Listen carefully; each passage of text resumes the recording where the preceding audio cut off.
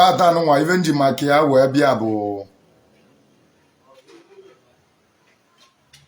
ife na-eme na be anyị dị iche iche dịka Ndi Igbo. Ndị be anyị ejigolu maka ekpemụka wee chefuo ka esi wee bili.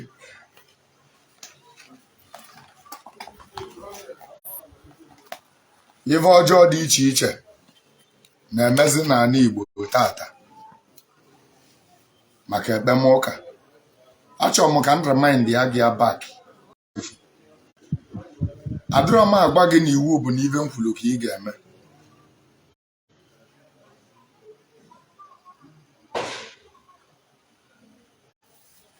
Adị m agwa gị omenala na ụdị na mụ na-direct gị ife ị ga-eme, kama na mụ na-agwa gị ya n'ụdị na oke na ọlụ dịịlị m bụ ịgwa gị ife bụ omenala Igbo.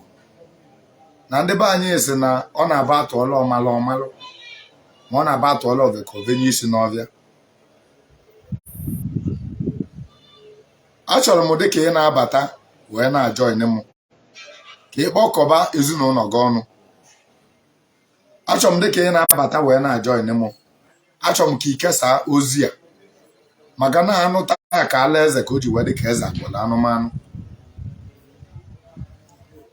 Anụta ka ala eze ka o ji wee dị ka eze agwọla anụmanụ.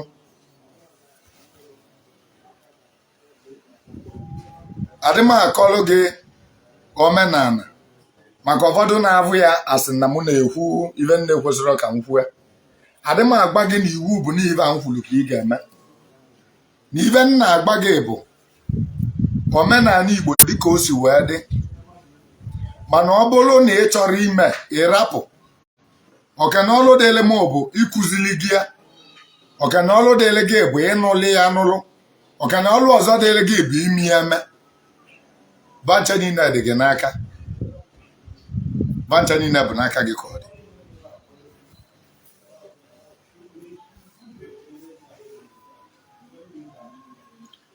Ife njima gị wee bịa tata bụ kedu ife bụ ọnwụ.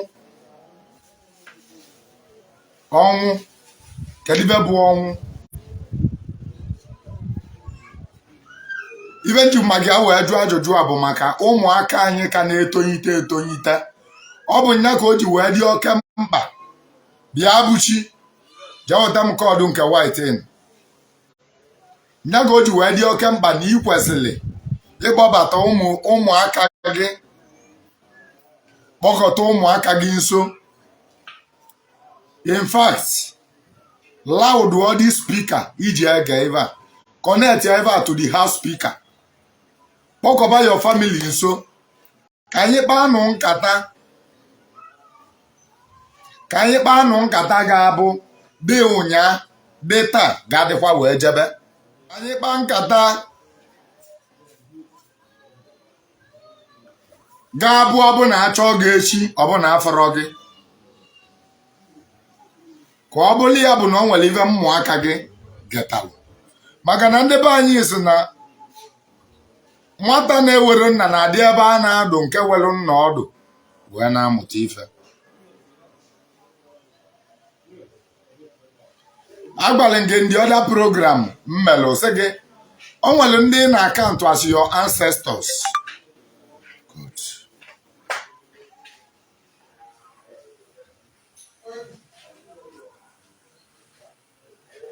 O nwere ndị na akaụntụ as your ancestors.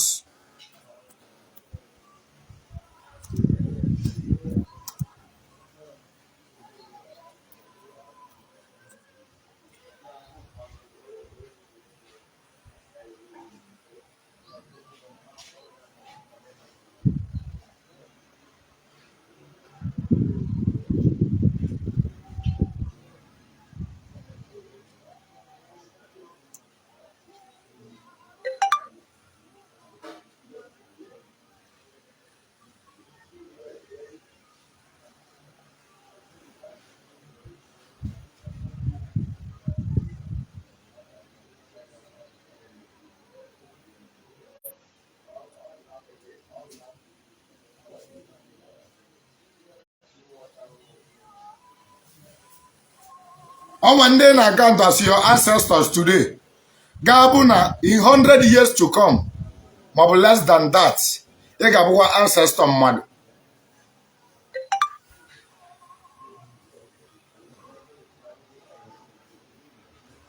I want to leave the other day.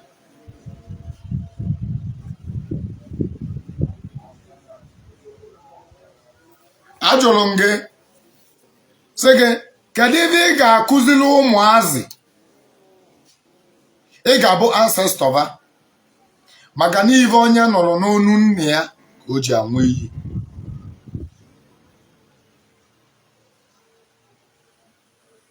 ive onye mụtalụ n'ọnụ nne ya ka o ji atụ inu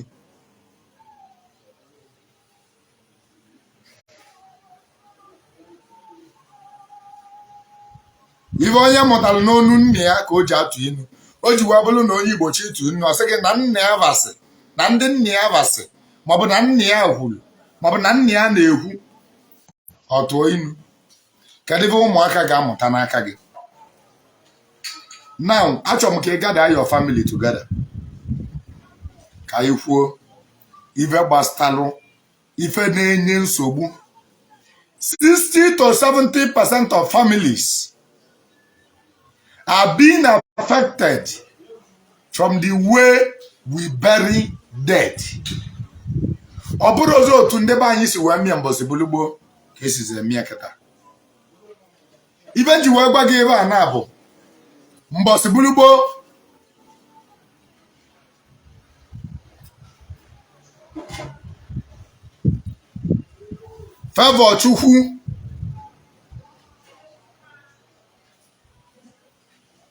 Favor Chukwu ọ bụ na ị chọrọ ịnọ na program a i were nwa ya epiezit Favor Chukwu ị bịara na my program bịa kwuo okwu na ị maala ekwu ị bịakwa na my program bịa kwuo okwu na ị maala ekwu na ntị dike na-asa aja okwu ọ bụ na ị chọrọ igi ya ị pụọ jebe na nke ndị pastọ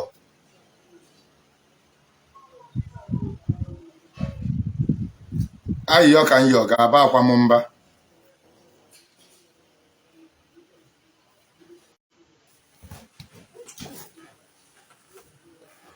kedu ife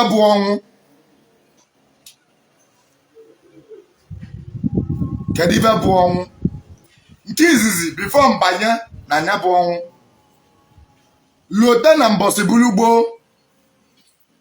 na-etolu ọnwụ etolu na-etofe ọnwụ etofe o nwere eji ọ na-abụ mmadụ lue asị na onye ahụ etofe gị ọnwụ nweze eji onye ahụ tofere ọnwụ ga-abụ olue asị na otolugo ọnwụ ka nkọwalụ gị ya otu ị ga-esi wee kwa gị ghọta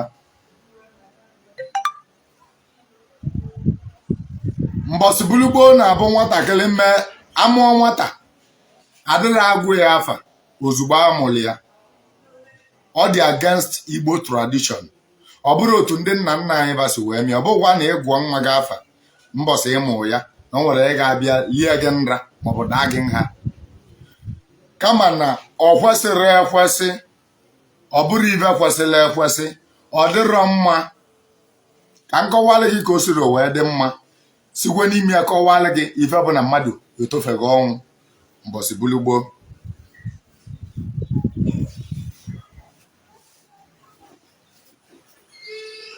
ụbọchị bulugbo na-abụ amụọ nwata na-eche nya bụ nwata nche ga-echegide nya bụ nwata nche nwata afọ eme 12 days 3 market days nya bụ izu na-atọ eke oyo afọ nkwọ eke oyo afọ nkwọ eke oyo afọ nkwọ nke ịtị ya amalụ na nya bụ nwata etofego ọnwụ ọ bụ ụbọchị ahụ ka eji eli olili na amụrụ nwa n'ala Igbo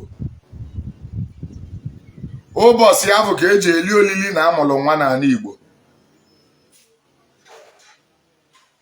ọ bụrụ ụbọchị amụrụ nwa ka eji eli olili ya na a ga na-ene anya ka mama nya bụ nwa ọ ga-adịkwa ọ bụrụ mgbe ahụ amụrụ ya ọ dị free ịnachi ya azụ ebe o si wee bịa until no mee 12 days o mere 12 days egolibezie maka na o tofego ọnwụ mbọsị bulugboo o tofego ọnwụ onwe ife ga-egbunwuzi ya o tofego ọnwụ ma o mere 12 days ka nkọwalụ gị ọfụma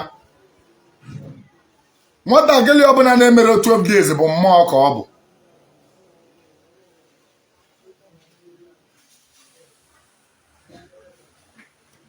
nwatakịrị ọbụla na-emebere 12 days bụ mmụọ ka ọ ka bụ ya bụ nwata ga-anwụ ma ọ bụrụ na ya bụ nwata achọrọ ịnọ ọ bụrụ na ya bụ nwata achọrọ ịnọ ịma na ya bụ nwata ga-anwụ ma ọ bụrụ na ọ chọrọ ịnọ ọ nọruru elu 12 days ya bụ ịma na o tekigo decision ya na ọ ga-anọ mbọsị bulugboo na ala Igbo nwatakịrị na-emebe 12 days nwụrụ adịrị ebeli ya akwa adịrị ebeli onye bụ nwata akwa ma adịrị enyi nọ ntụfu ka a na-etufu ya a ga-eje n'aja ọfịa jee tufuo ya a na-etinye ya na okokolo eju ite tiwele tiwa ka e na-etinye nya bụ nwata ite tiwele tiwa ka e na-etinye nya bụ nwata wee buli ya jee n'aja agwa dị ewu onu na-etinye ya. This is tradition. This is tradition, how it was. And it's working for us. PA.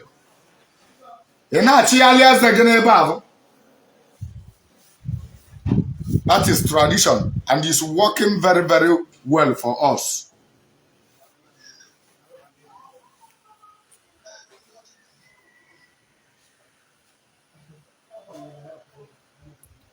Manatata. That tradition na-emezi ka okpo ọ na-emezi ka ọ bụ na ọ dịrọzi and ọ na-enye anyị very big effect ọ na-disturb anyị very very well. Now ebe si wee weta nsi wee gwaba gị ebe a na bụ ebe m gbara gị sị gị na mmadụ na-etofe ọnwụ etofe nwee certain age ọ ya abụ olue ọ bụ na nya bụ onye tofere ọnwụ etokwudego ọnwụ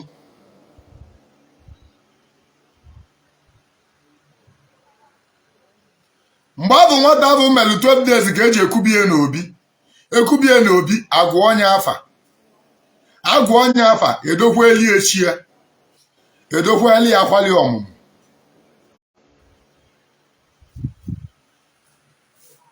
ejeli ya na edokwa eli echie edogweli akwali ọmụmụ dokwe ndị ichie be nne ya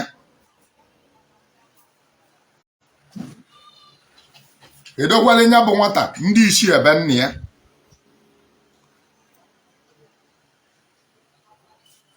ụbọchị bulugboo dịka o si wee dị nya bụ nwata wee nọba nya bụ nwata ga-anọgide wee lue mbọsị ọ nele anya ọbụna ọ ka ga ezigbo nka nwee nwa ọ bụzie na ọ dazi aganwu ije maọbụ na okpughị isi maka na mbọsị bulugboo bụ mmadụ ga-akagide nka nke ekpu onye isi mbọsị bulugboo mmadụ ga-akagide nka ọma nganwuzi ije ụbọchị bulugboo mmadụ ga-akagide nka ọma nnụzi ife ụbọchị bulugboo mmadụ ga-akagidezi nka so many things na-eme onye kalụ nka ebido mebe onye ọ bụ mgbe ahụ ka na-agba mmadụ n'anwụ a na-agba mmadụ n'anwụ o nwere ebe mmadụ na-akalụ nka ebupụtabi ya n'anwụ onye anwụ ụtụtụ onye si anwụ ebupakwu ya n'ụlọ na-ebuyeli ọnya bụ na onye ahụ etolugo ọnwụ mgbe ahụ ebido ebuyeli ịma na otolugo ọnwụ ọnọdụzi otu a o jiri aka ya na-agbazi ọnwụ nya bịa gbuo onye na anyị emezighị ibe anya bịa alụ n'ụwa ọ bụla ya bụ na onye ahụ emego gịnị na otolugo ọnwụ. Now ka m gbalezie to the main topic.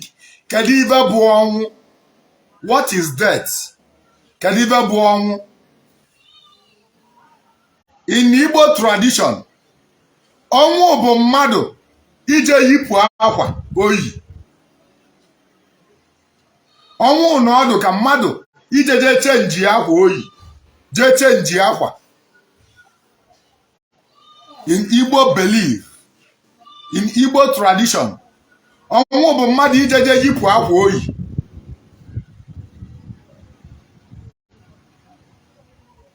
Ite akwa ọzọ. Mmadụ ije jee yipụ awọlị oyi, oyite awọlị ọzọ.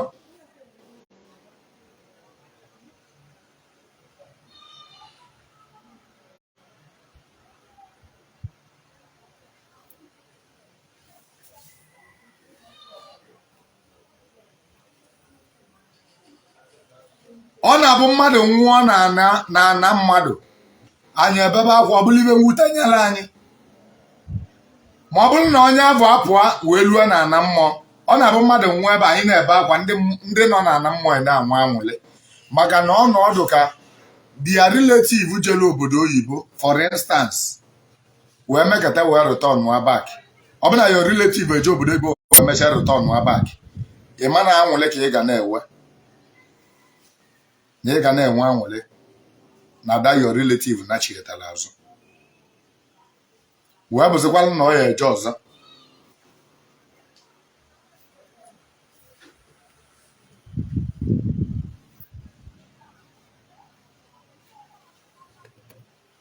Onye ọbụla nọ n'obodo o si wee bịa obodo oyibo, onye jere obodo oyibo nwere obodo o si na ya wee jebe nya bụ obodo oyibo.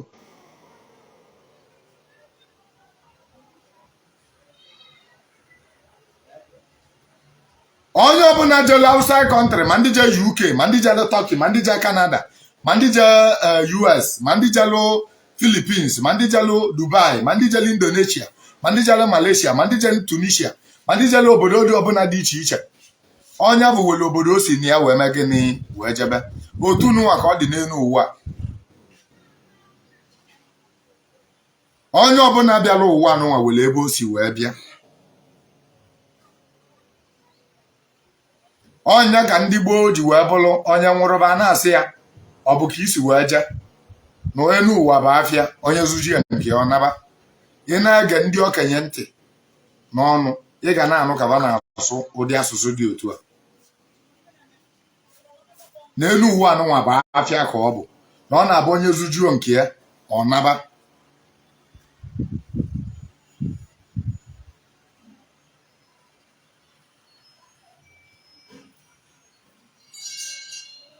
Ndị be anyị welu prove of reincarnation, na ọ na-abụ onye nwụrụ, onye abụ eje yite awọrọ ọzọ nachi ya azụ ọnọ mmadụ. Ọ bụrụ na ịda otu amụ, jekwuli your grandmother maọbụ your grandfather, jee jụọ onye kedu onye ị na-eyi, kedu onye ibubu n'ụwa gị mbụ, na ọ ga-agbalụ gị ofu afa. Ọ bụ otu nwa the simplest way ịma onye n'ọlụ gị ụwa. The easiest way ịma onye n'ọlụ gị ụwa bụ mgbe your grandmother, your grandfather ga-abụ onye gị anya, ọ na-asị gị na ịbụ papi ya, maọbụ na ịbụ nwanne ya nwaanyị, maọbụ na ịbụ nwanne ya nwoke, maọbụ na ịbụ mami ya. Ị malụ na nya bụ onye ọ na-agba gị na ịbụ na onye abụ n'ọlụ gị ụwa, na onye abụ nwụrụ wee jee yite awọrọ ọzọ wee bụzi alụ gị.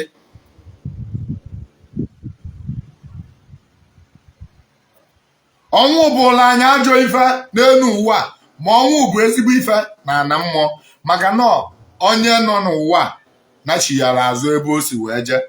Ndị befe ewekọm ya, o wekọmsị anya, o nwere ike ọ kwadokwa ịnachietakwa azụ ọzọ.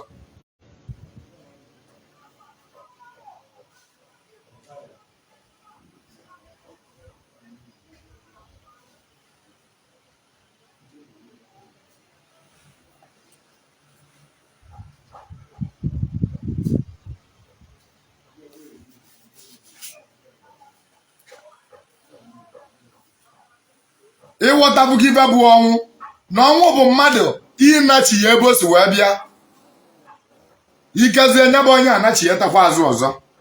Now otu ndị be anyị si wee na-eso ọnwụ a mezili ibe na-anwụzi na Ndi Igbo wee kalịa ụbọchị bulugbo nwata ada anwụ n'afọ nne ya alụ ka ọ bụ ụbọchị bulugbo nwata ada anwụ alụ ka ọ bụ ụbọchị bulugbo okolobịa ma agbọghọbịa ada anwụ alụ ka ọ bụ ụbọchị bulugbo nwaanyị ada anwụ ebe ọ na-amụ nwa alụ ka ọ bụ sọsọ onye na-anwụ bụ okenye ebe nụnwa ka ị ga-esi wee weta ibe ị ga-eji wee malụ na ọnwụ na ibe na-anwụ bụ okenye mbọsị bulugbo bụ na otu anyị si akwa ozu ikwu ozu kwesịrị ebu ilu ụjọ asị na ndị a na-elu ụjọ na mmadụ pụrụ na beba mana ndị Igbo na-abụ mmadụ nwụrụ feti ezi egwu esie ma osikapa a na-agba egwu dị iche iche onye nke ewenye na-agbaghalị egwu n'ego kedu ebe ọ pụtalụ anyị na-eclaim a life well spent. We are tapping a life well spent. We are celebrating a life well spent. Anyị na-celebrate onye bili ezigbo ndụ wee nwa maka na onye ọbụla nwụrụ n'okolobịa mbọsị bulugbo bụ ive o metelu gbulie ma ọ bụ ive nna ya metelu gbulie o ji wee bụrụ na ọnwa okolobịa bụ alụ na ọnwa okolobịa abụrọ ive gba aka ụbọchị bulugbo na-abụ okolobịa nwụọ edebe ozu ya ụmụnna ga-agwụ na n'afa ọ bụrụ dị famili ya na ụmụnna ya ejebe ịgba afa ka eje amala ive gbulie ka egbochie anya bụ ife maka ogbukwuo ndị ọzọ ụmụnna niile ejebe n'afa ekesasị ụmụnna abịa aza izu ekesasị asụ ụmụnna chia dị n'izu na ndị na okoye mgbe anyele njebebe ọgba afa na isi ebe nwa onye nke jee nọ ebe nwa onye nke jee nọ ebe nwa ka egbaba na afa ka anyị malibe egbulu Okechukwu ndị ejeje gba mgbe ebe jezere wee jukọta asịba ụtụtụ echi onye ọbụla ezukọ ozu eke dị na naanị wee jụọ ọba kedu ebe aba kwuru ọ sị na egwulu na Okechukwu jelu ori ji o zuru na ọnya gbuli ya masị ọkwaba gwuli egwu na-anachigbulu Okechukwu ga-ebulu ozu Okechukwu jee tụfuo na alụ ka ọ bụ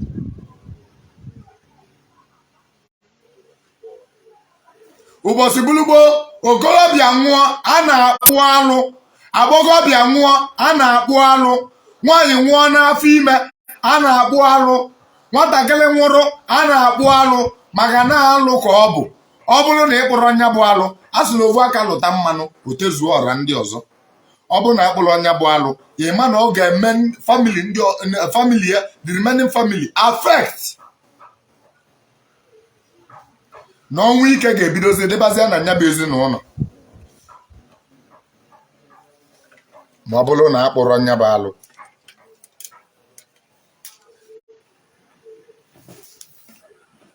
na ọnwụ ike ga-adị na nya bụ ezinụlọ ma ọ bụrụ na akpụrụ ọnya bụ alụ taa niile anyị ewepụgo nnyefe niile a maka na ụka si anyị onye butere ọnwụ ike ji wee ju pụta ebe niile ị mana mbọsị bulugbo were ike a na-ekwu ị na-ehe oyie na ibe nwụrụ na ụmụnna bụ mmadụ 5 mana ọ dịrọzi pọsịbụl n'ụwa kịta adị ndị ga-anwụ na ụmụnna bụ ndị okenye ọ bụrụ youth ọ dịrọzi asị gị na-eyi from January to December na ibe nwụrụ na ụmụnna bụ mmadụ na-ese ma mmadụ na-anọ ụfọdụ mmadụ na-atọ n'ọba nwụrụ na ụmụnna andịnọ ndị okenye bụ ibe na-anwụ mana tata ọ dịzi otu ahụ maka ojemụka ọnwụ ike jupụtago ebe niile kedu ibe kpatara ọnwụ ike a otu anyị si akwa ndị nwụrụ anwụ otu anyị si enyi ndị nwụrụ anwụ otu anyị sizi wee were ọnwụ wee melibe egwuregwu otu mmelụnụ na anyị adịghịzi akpụ alụ ndị nwụchuru anwụchu na mbọsị bulugbo na nwa okolobịa anwụchuo akpụ alụ ya nwaanyị anwụchuo akpụ alụ ya nwoke nwụchuo akpụ alụ ya nwata nwụọ akpụ alụ ya anyị adọrọzi akpụ alụ ya o wee butela anyị more deaths in Igbo land.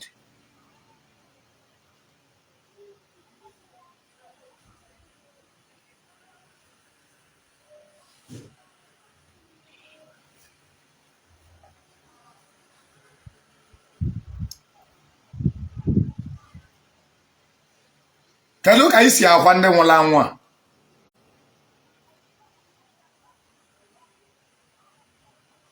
Kedu ebe anyị na-emelụ ndị nwụrụ anwụ ba ji wee na-egbusisi anyị?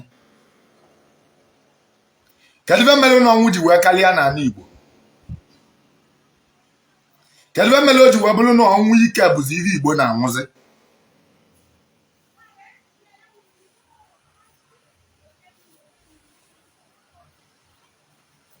Ụbọchị bulugboo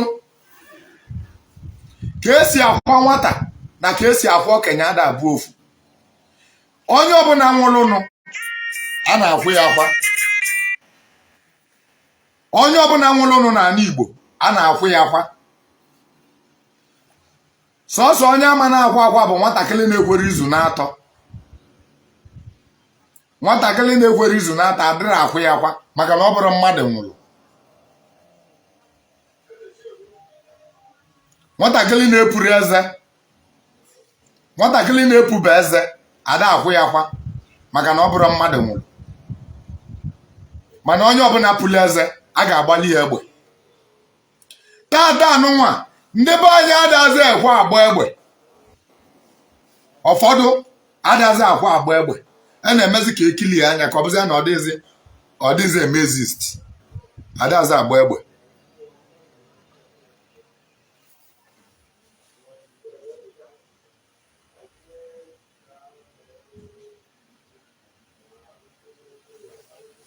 Adazi agba egbe.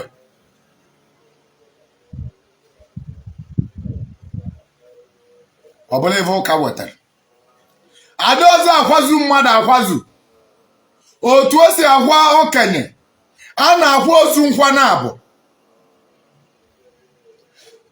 A na-akwa ozu nkwa na-abụ n'ala Igbo. Kedu ebe bụ ikwa ozu nkwa na-abụ? Mma gwazi gị ya ka ijezie na bunu ka ije ka enye. Nke nwa a na-akwa bụ nke a na-akpọkọ ndị mmadụ. Amesie nke afọ o nwezili nke obodo na-emela onwebe bụzi ini mmadụ enyi. Ndị be anyị na-akpọ ini mmadụ enyi. Ụfọdụ na-akpọ ya ịgba aja. Ụfọdụ na-akpọ ya igbu efi. Igbu efi na baba nwụrụ akwasị ya baba sị ka egbuoli efi na egbubere oli efi. Ụfọdụ asị na enibie enine. Ụfọdụ asị na akpọtụbie n'okposi. Ụfọdụ asị na agbapụbali aja. Nya bụ the two ways. Before a na-agbapụrụ mmadụ aja, before na-eni mmadụ enyi, before na-egbulu mmadụ efi, before na-atọtụ mmadụ n'okposi na a na-ebu ụzọ kwagodo onye akwacha anya akwa gbali egbe ewee kpọtụzie n'okposi maọbụ gbuoli efi maọbụ gbali aja maọbụ nye ya enyi. Otu ndị be anyị si eme ya. Ọ dị n'obodo niile dị iche iche. Mana ndị ụka bịara wepụ nke ini enyi, wepụ nke ịgba aja, wepụ nke igbu efi na-emezi sọsọ ofu. Onye ọbụla ịkwala otu abụ ịkwazubi akwazu. Ịkwazuru nya bụ onye akwazu. Ọ ga-ebute more death na the family maka na nya bụ onye elubere ebe ọ na-eje and onye bụ n'ụwa. Onye ọbụla ọ nọ n'ụwa ga-atọ ọka afụfụ.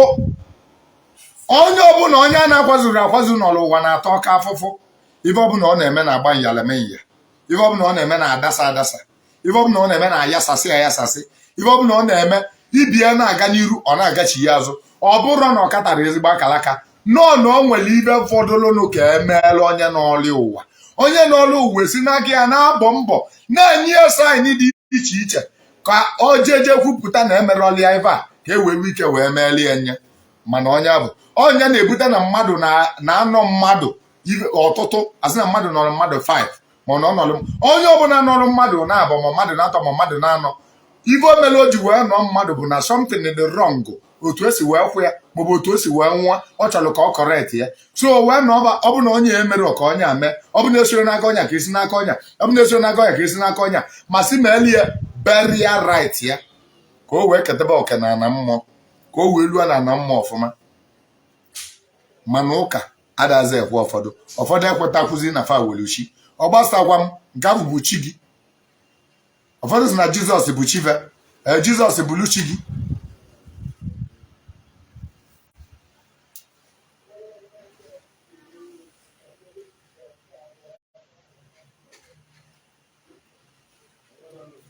jee jụọ ndị bụ unu nkwanye one ka a na-akwa mmadụ asị nwafọ Igbo na-anụ ibe m na-ekwu go to your family ask them adịrị akwa mmadụ ofu nkwa onye ọbụla bụ okenye adịrị akwụ ofu nkwa a na-akwụ ya nkwa na-abụ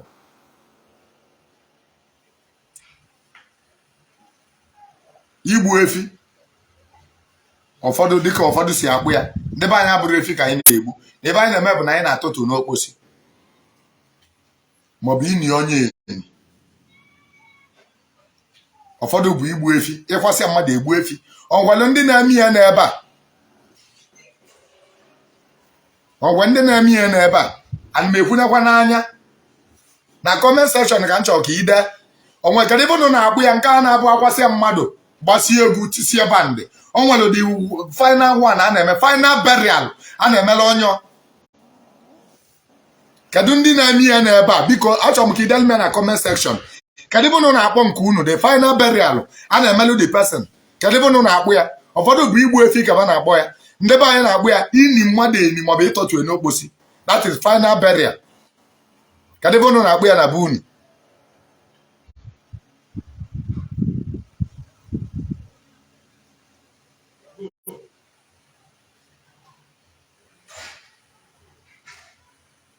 yes ini okwe ini mkpulu okwe ndị be anyị na-akpọkwa ya ini mkpulu okwe mana ndị Igbo bụ ihe na-akpụ ya ini mkpuli okwe very well ụfọdụ sị na igbu ebuna yes as this is tradition otu ndị bunu si eme ya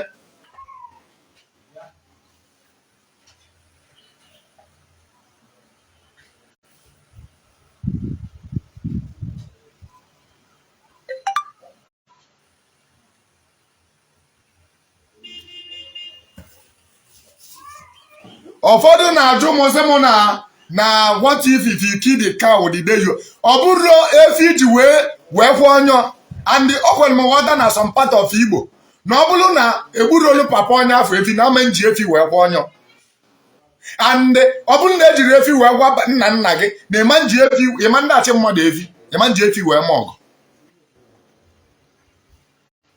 ịma nji efi wee ma ọgụ ọ bụrụ iji efi wee gwụ ya bụ igbu efi eji wee si nri that is not what we meant. Ife anụnwa bụ efi a na-egbulu ndị ichie ọ bụrụ igbufu efi nkịtị a na-egbu ya n'obi n'okposi efi a na-egbulu ndị ichie ndị be anyị bụ ewu ka a na-egbu ike nga ewu ka anyị na-egbu ike nga ewu ka anyị na-egbu na be anyị nya bụ na ịkwazuwe onye eketebe oke na mmụọ onye na-akwazuru akwazu adịghị ekete oke na mmụọ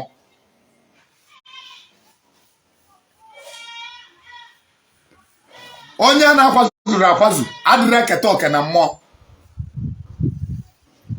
den kedu ibe na-egbusisi ụmụazị anyị onwego mbasị mfulu ibe a ovu ụbọchị onwego mbasị mfulu ya kedu ibe na-egbusisi ụmụazị anyị kedu ibe na-eme na ụmụaka anyị na-anwụzi ọsịsọ kedu ibe mere na-emezi na ụmụaka anyị adaza last kedu ibe na-akpata ya nke izizi bụ na nwatakịrị adịrị a na ebe ozu nwụrụ not to talk more of ifu ozu anya nwatakịrị adịrị anọ na premises ebe ozu nwụrụ ụbọchị gburugburu mana tata ọ na-abụzi nwata nwụọ ozu nwụọ nwatakịrị na ozu edina na the same room a na-asị gị na ọ nwere ife ome nwatakịrị adịrị afụ ozu anya nwatakịrị adịrị a na ebe ozu nwụrụ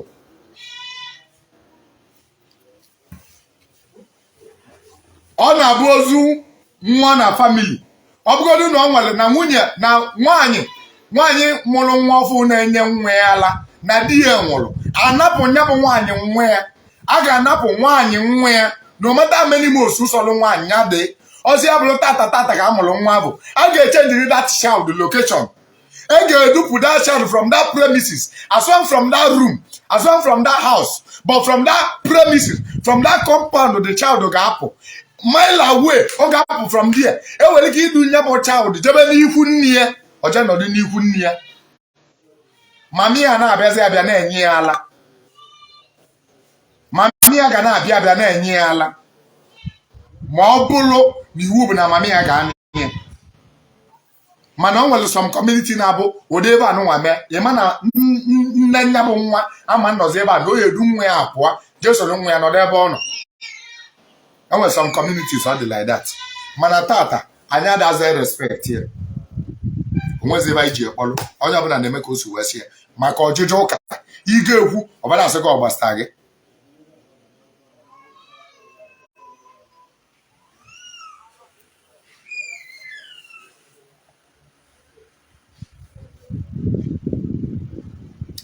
Ikili ozu ekili abụrụ a thing that is very good. Ọ dịrọ good. Ọ bụrụ something ndị nna nna anyị ba na-eme. Adịrị ekili ozu ekili, ozi abụrụ ibe na-ekili ekili. Adịrị ekili ozu ekili.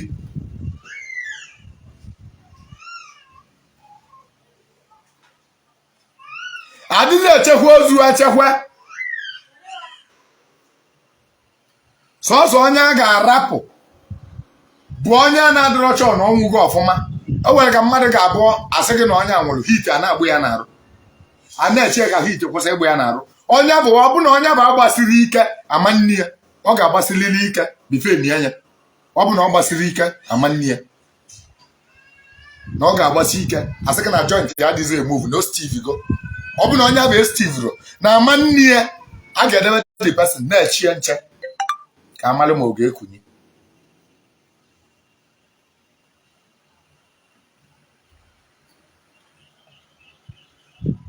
Ka amalụ ma ọ ga-ekunye.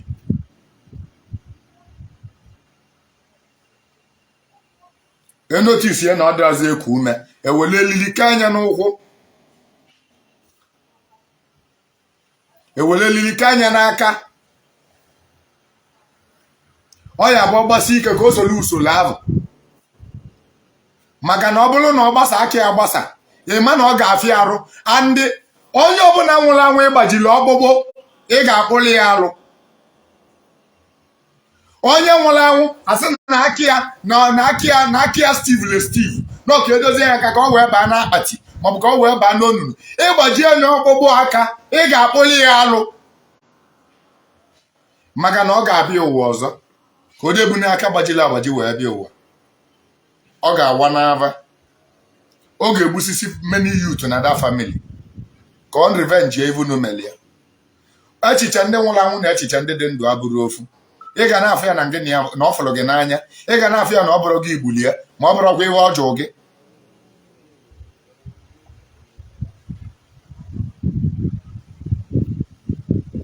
Adịghị amanye onye nwụrụ anwụ ụdọ n'onu. Ịmanye onye nwụrụ anwụ ụdọ n'onu, anyị ma na ọnwụgo ọ gbasighị ike. Ịmanye ụdọ n'onu, ịma na ịkwụli ya ụdọ. Ịma na ịkwụli ya ụdọ. Onye bụ nwụrụ anwụ ga na-afụ gị nọ nga igbuli ya. Nga igbuli ya. Ọ ka na-esoghalị gị. Adịghị amanye onye nwụrụ anwụ ụdọ n'onu. Sacrilege ka ọ bụ. Ọ bụ na ọ nwere onye unu mere unu eje kpọ ndị na-akpụ alụ, eje n'ini eje kpụọlị ya alụ. Asị gị ikekwe na ọ dana n'onunu n'oge ekenye udo n'onu ka e wee dọpụta ya. Ikenye udo n'onu asụrọ m gị nga adọpụta na ya kama na ike esenye udo n'onu ịmalụ na ị ga-akpụli ya alụ. And mara amalụ na onye ọbụla nwụrụ anwụ ekele udo n'onu wee were ụdọ wee doitie mebi na ọ nọ n'onunu ekenye udo n'onu wee were ụdọ wee doitie na ọkpụkpụ onu ya ga-agbaji. Ọkpụkpụ onu ya ga-agbaji. Iwu bụ na ọkpụ onu ya ga-agbaji. Ị ga-akpụli ya alụ maka na ịgbaji gị ọkpụkpụ. Ọ na-ekpochepụ ngulu, ọ na-ekpochepụ famili. Adị m sure na ụmụaka gị na-ege ebe a na-ekwu. Adị m sure na ụmụaka gị nwere ọgụgụ isi na-aghọta ife ndị toyitegolunu obele maalụ ife na ba nọ na this very life stream ka ba na-anụ ebe a nụnwa na-ekwu. Maka echi maka nwanne echi.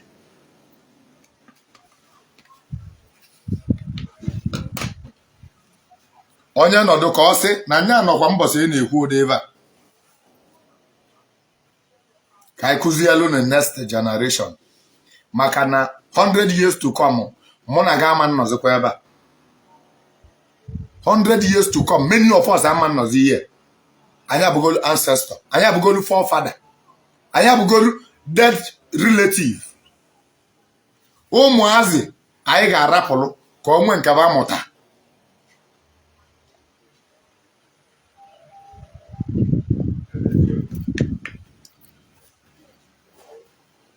nwatakịrị adịrị afụ ozu anya nwatakịrị ọbụla afụrụ ozu anya na ibe anyị o nwere ike ime nya bụ nwata ọnwụọ ọsịsọ ọ bụ ịfụ ozu anya na-ebutere ụmụazị convulsion ịma na convulsion bụ spiritual sickness onye mere o ji wabụrụ na adịrị agbatị ya n'ọgwụ n'ụlọ ọgwụ ibe na-eyuzuru ya bụ mgbọrọgwụ na mkpala akwụkwọ ka e na-eyuzuru convulsion something that will scare the spirit away all spirit of dead people na cause convulsion and the convulsion dọba nwatakịrị ịma na convince bego onye bụ nwata ka ọ rapụ ụwa onye mere ejiri onwe na-arapụ ụmụazị ka ọ na-abụ ozu anya mana ụfọdụ n'ime unu ga-asị m mụta mụpụ ebe a o nwere ife a bụ ebe a bụ olden days belief ọ na-egbu mmadụ na family gị ọgwa olden days belief a ọ na-egbu mmadụ na family gị ọ na-egbu mmadụ ọtụtụ n'ala Igbo ọ na-egbu mmadụ ọtụtụ n'ala Igbo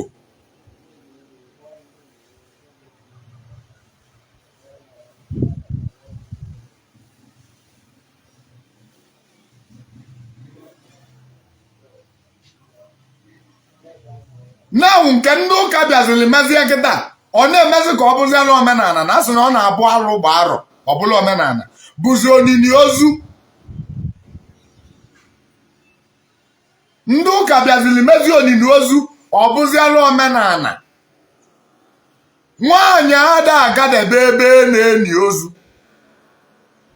n'ala Igbo nwaanyị ada agadebe ebe ewere ini ozu n'ala Igbo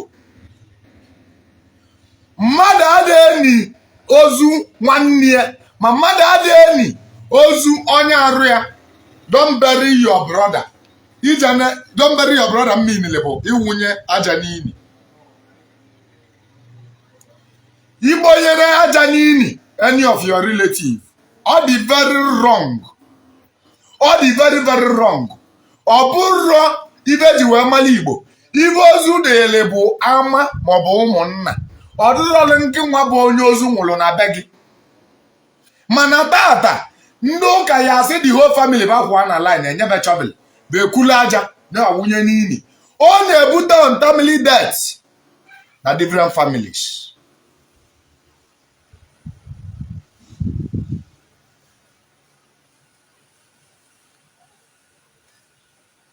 ọ na-ebute untimely death na different families.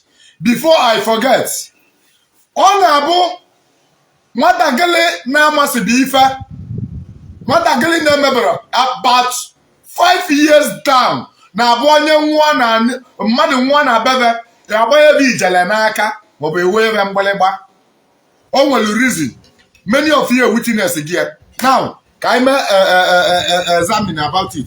Kedu ndị witness golu this thing na mgbe mma nnukwu unu nwụrụ maọbụ mgbe onye nwe nwụrụ na ọ nwere mgbe ichetalụ eweli gị ijele n'aka maọbụ eweli gị nke nwa n'aka maọbụ eweli gị mgbalịgba maọbụ eweli gị ibe nwa na-eme eki noise n'aka maọbụ n'onu maọbụ anywhere ọ bụ na i witness le biko achọrọ m ka ị comment ya ka ọ dị n'aka ya na-asị asị because I like to teach with proof.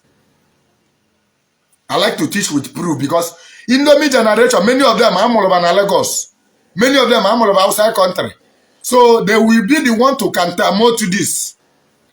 Kedibe eweli gị n'aka ga ebe ifulu eweli kedibe ifulu eweli or the boy n'aka ma the girl n'aka maọbụ ngụnwa n'aka maọbụ your brother maọbụ your sister n'aka ọ bụ na ọ nwere ebe ifulu eweli biko dee nye ede ka ọ dabụ na ọsọ mmụnwa na fabricated na mụjọsọ na-akọwa omenala ama Igbo arịa m otu ụfọdụ n'ime unu si egwu kedibe dị ibe abụ na-ewonye ọ bụ na o nwere ibe na-ewonye gwa m kedibe na-ewonye n'aka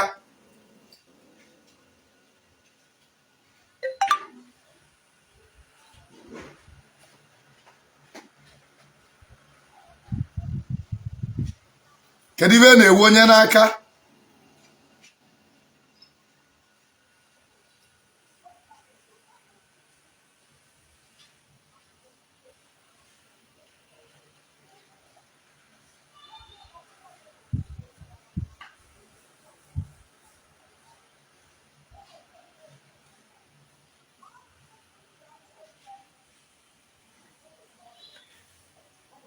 Very well.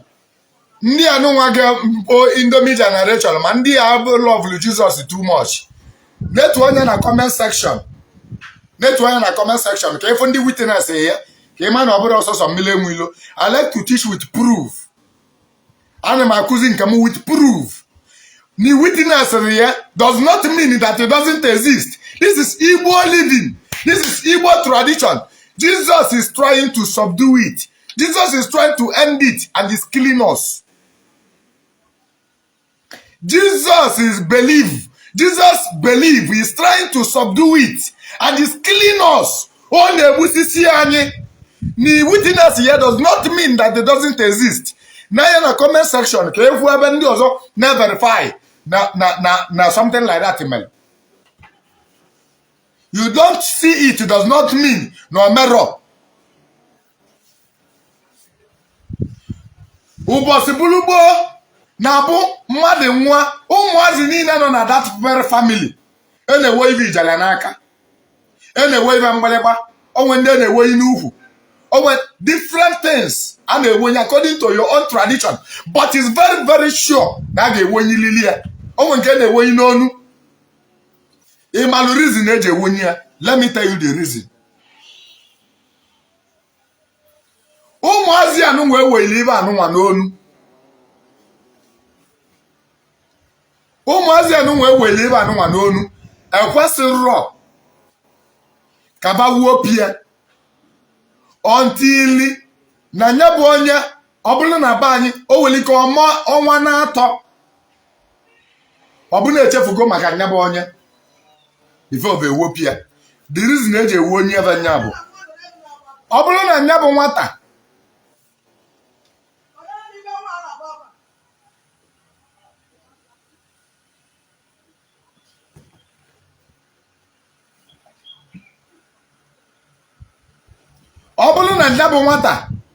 edinala anị ka ọ lara ụla, the spirit of the dead relative ga-abịa convince nya bụ nwa ka ọ rapụ ụwa. Ọ ga-abịa ka ọ kpọlie ya, most especially ndị mmaba nwụrụ. Onye ọbụla mmịa ya nwụrụ ma the child ka pempe ma mịa likely ma mịa ga-akpọlie ya. Now I prove you wrong na ọ na-abụ onye nwa ojii n'igwe ọ bụ onye nwa ojii ọkụ mmụọ, maka na ọ bụrụ na nya bụ mama nwata jebele n'igwe ọma mbe ịkpọrọ nya bụ nwatakịrị ewelijele n'aka. Ọ bụrụ na nya bụ mama nwata jere ọkụ mmụọ ọma mbe ịkpọrọ nya bụ nwata ewelijele n'aka. Ọ ga-abịa convince nya bụ nwata si ya rapụ ụwa ka banaba.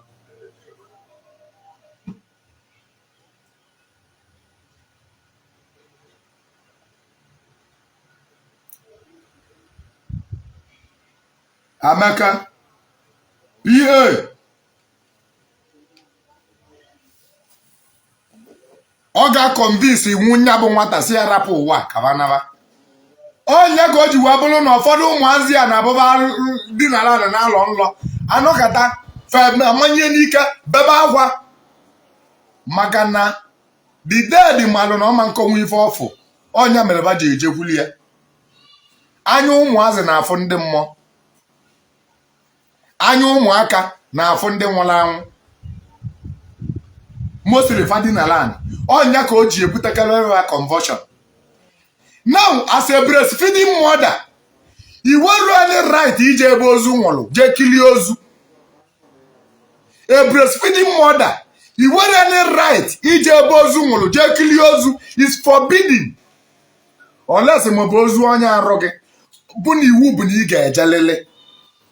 Ozu onye alụ gị bụ na iwu bụ na ị ga-ejelele. Ọ bụrụ na ije sie wee nata iwele akwụkwọ ogilisi na ọmụ wee saa ala gị wuo arụ gị were ọsọ ọrụ rachasị arụ gị ife idulu nwa gị wee nyebe ya ala.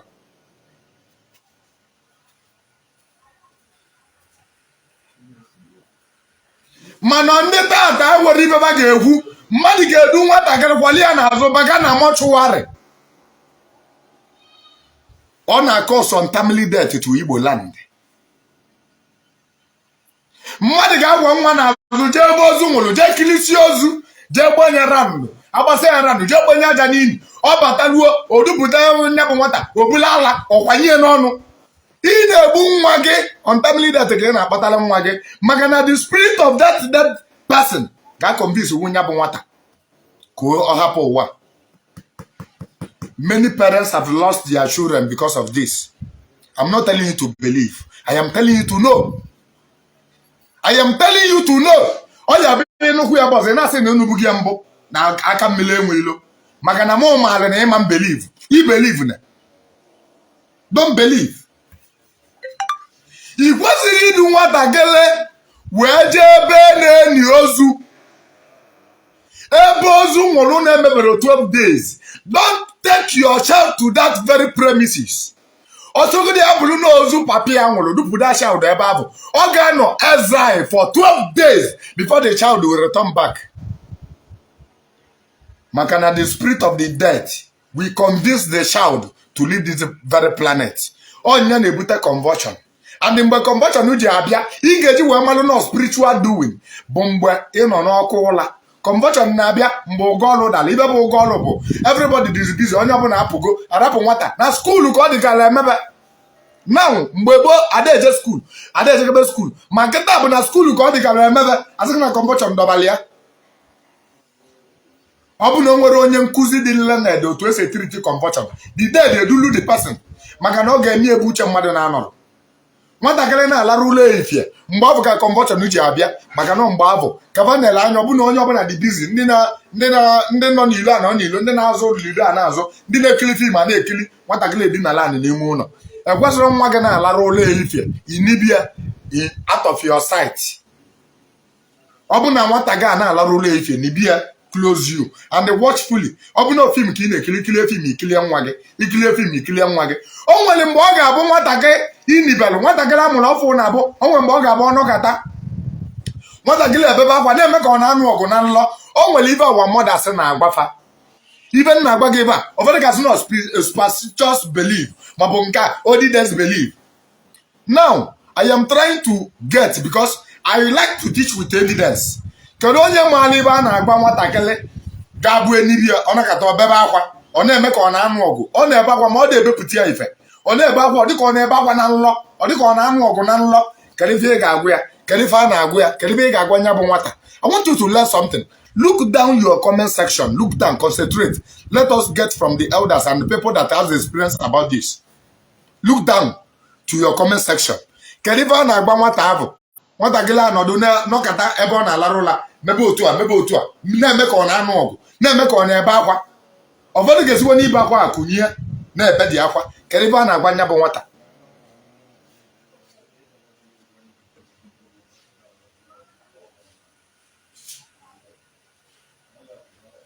Kedu ife a na-agwa nya bụ nwata.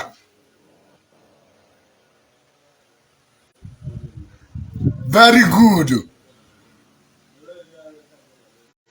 Obugu Chinonso, very good, my brother. Kudos to you.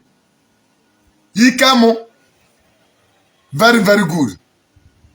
Get in the comment section so that it will not be a fabricated story. Mobu fetish belief, mobu superstitious belief.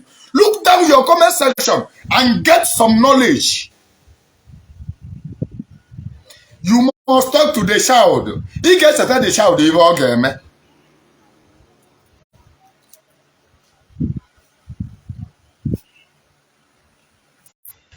Ọ bụrụ na nwa gị ịmụrụ ọfụ na-enibe nwa gị close to you inibie idebezinye n'ime ụlọ jebe ịzụ draft ma onibie n'ime ụlọ jebe ịzụ lido ma onibie n'ime ụlọ jebe ikiri film na palọ.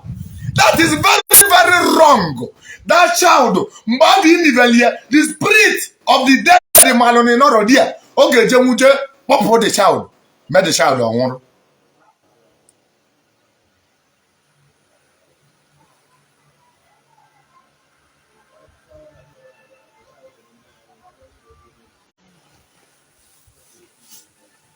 ọ bụrụ na the child edina land wee nọkọta wee mebe ka ọ na-ekpe mbọ na-emezi ka ọ na-anụ ọgụ na-emezi ka ọ na-ebe akwa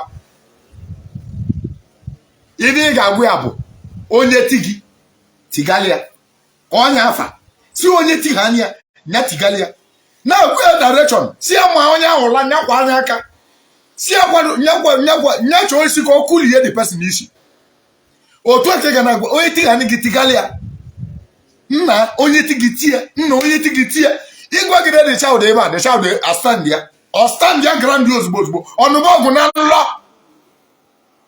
mana mgbe ị na-ada agba the child ebe a ndị a ga-edefeat ya. Many spirits are fighting the child. Many people follow destiny this child. Many people follow destiny this child. Ma amosu, ma ọgụ, ma ajọ mmụọ, ma ibe nna metal, but they cannot fight this child. My spirit of the dead.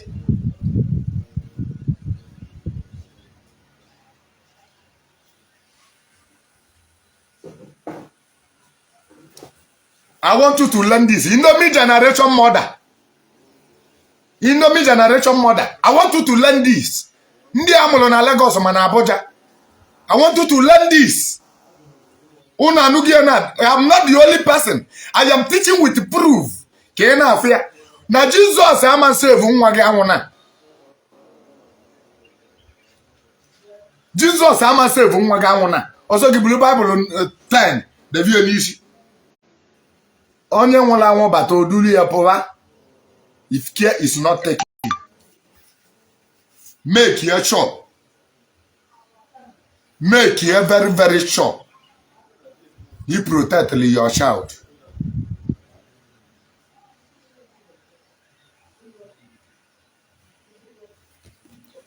Nwanyị dị ime adịghị eje ebe ozu dị ime.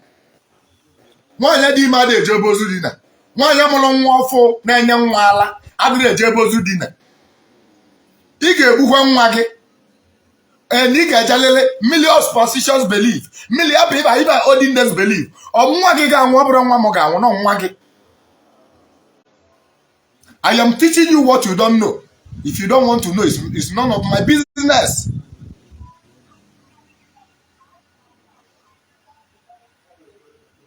It's none of my business. If you don't want to know. Ụmụazị na-afụ ndị nwụrụ anwụ anya. Iluli ya wee jebe aba kọmbisi anya. Ma na ịdị ime wee jebe ebe ozu dị na. Onye bụ nwụrụ anwụ wee ike gba nwatakịrị anọ n'afọ si ya nara. N'ụwa anụnwa bụsa afụfụ ka a na-ata na ya. Nwatakịrị anwa si ya si ya ọbanwụrụ na ya na-ejezi. Nwatakịrị anwụọ n'afọ gị. Nwatakịrị ewe miscarriage. Apụọ na miscarriage. Ịdị ire n'ime wee notice ya na ịdị gị ime. Kwụsị ije some places. Not everywhere that you will go. Miscarriage, nyawe miscarriage. Ugwu nọdụ go ofu ebe nwaanyị. Ọ bụrụ ịnya chapuleti n'onu. Ọ bụrụ ya. Ọ bụrụ ibu Bible ma ite anọ ntela oyile n'afọ. It can never stop it. A ga-akpọrọ onye bụ nwata. A ga-akpọrọ onye bụ nwata.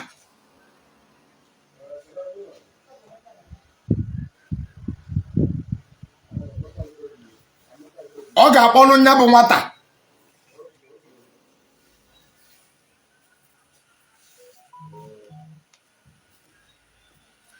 Kedu ibe na-ebute untimely death na each and every family of Igbo land now?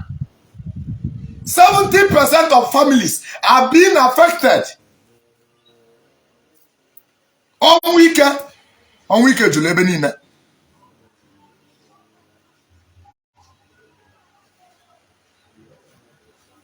Kedu ibe na-ebute ya? Ụfọdụ na-aja akwa ozu n'ụka. Rapụ ịkwụ ya n'ọdịnala.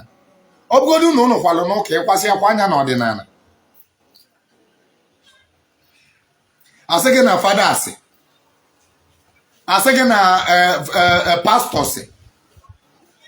Now let me tell you, no matter how close you are with your mother. Ọ bụrụ na your mother anwụọ, your mother echi ozi anya eji afụ mmadụ afụ gị. jigolo anya ndị mmụọ ji afụ mmadụ afụ gị. And ebe anya ife ndị mmụọ nọ bụ for justice kaba stand. If you do good, or the if you do bad, they will backfire you ozugbo banụsago. Na mama gị na-eje ụka, mama gị nwụrụ, o chefue na ọ na-eje ụka. Nye right ilulie kwa anya na omenala. Ọ bụ na ịkwara akwa ya na omenala, ọtọment ya gị for life. Ụmụ nwaanyị kachasị ibe na atọment ụmụaka ba.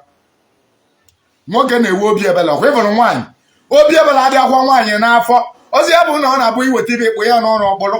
Ozi ya bụ na ọ lakesị alụ gị na ọbe gị ka ọ nọ wee nwụrụ. Nọ gị negide ya ọya gị buyele ya n'ụlọ ọgwụ. Your mother amazịkwa gị mbọsị ọnwụ. Mbọsị abụ ọ nwụrụ anụ, spirit ya amazịkwa gị. Spirit of your mother amazịkwa gị. Now, ndị uwe ozu your mother bụrụ ndị ikwu nna gị. Your mother's family will ozu your mother. Your mother will obodo o si wee be ije dị na be nna gị.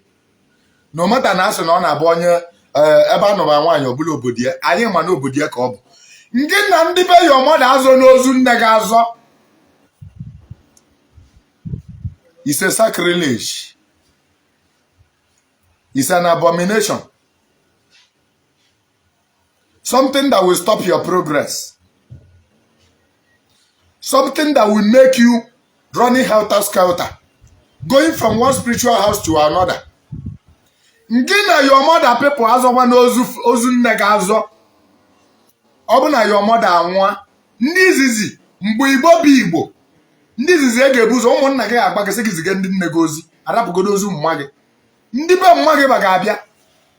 First, onye mere o ji wee bụrụ na some part of Igbo land adịrị ekwe ka nwaba jeta aka jee nụọ di obodo tala aka. Maka ba amaala afụfụ dị ya.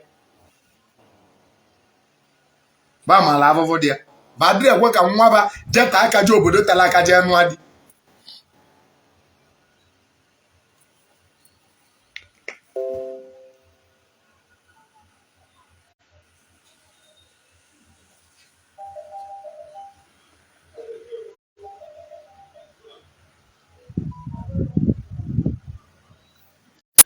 Maka na ọ bụrụ na oje obodo tala aka wee jee nụọ di, na iwu bụ na ba ga-abịa. Ihe ọ gbakọta nwana gị, ini ozu mma gị without your mother's people approval. Ọ bụ na ba sọrọ gị nie inine. And nke nwa bụ mother people, ike nwanne gị nwaanyị na-anụ di ebe nwa, akpọ gị sị gị na nwanne gị nwaanyị nwere sị na ọ gbasta gị, emesịa ọ gbasta gị. Emesịa ọ bịa gị ụgbọ. Ọ ga-agbasta gị. Ị na-asị na mpụ na ya n'ọzị. Hey, na onwezi onye ụfọdụ bụ ịjụ asị gị na onwezi onye ekwude. Onwezi onye ekwude maka na papa na nwugo, mama na nwugo, nke nwa abụghịzi mmadụ sị na ị bụ nwata. Ka ị si wee bụrụ nwata. Mmadụ ada abụ nwata na anụ ogbu.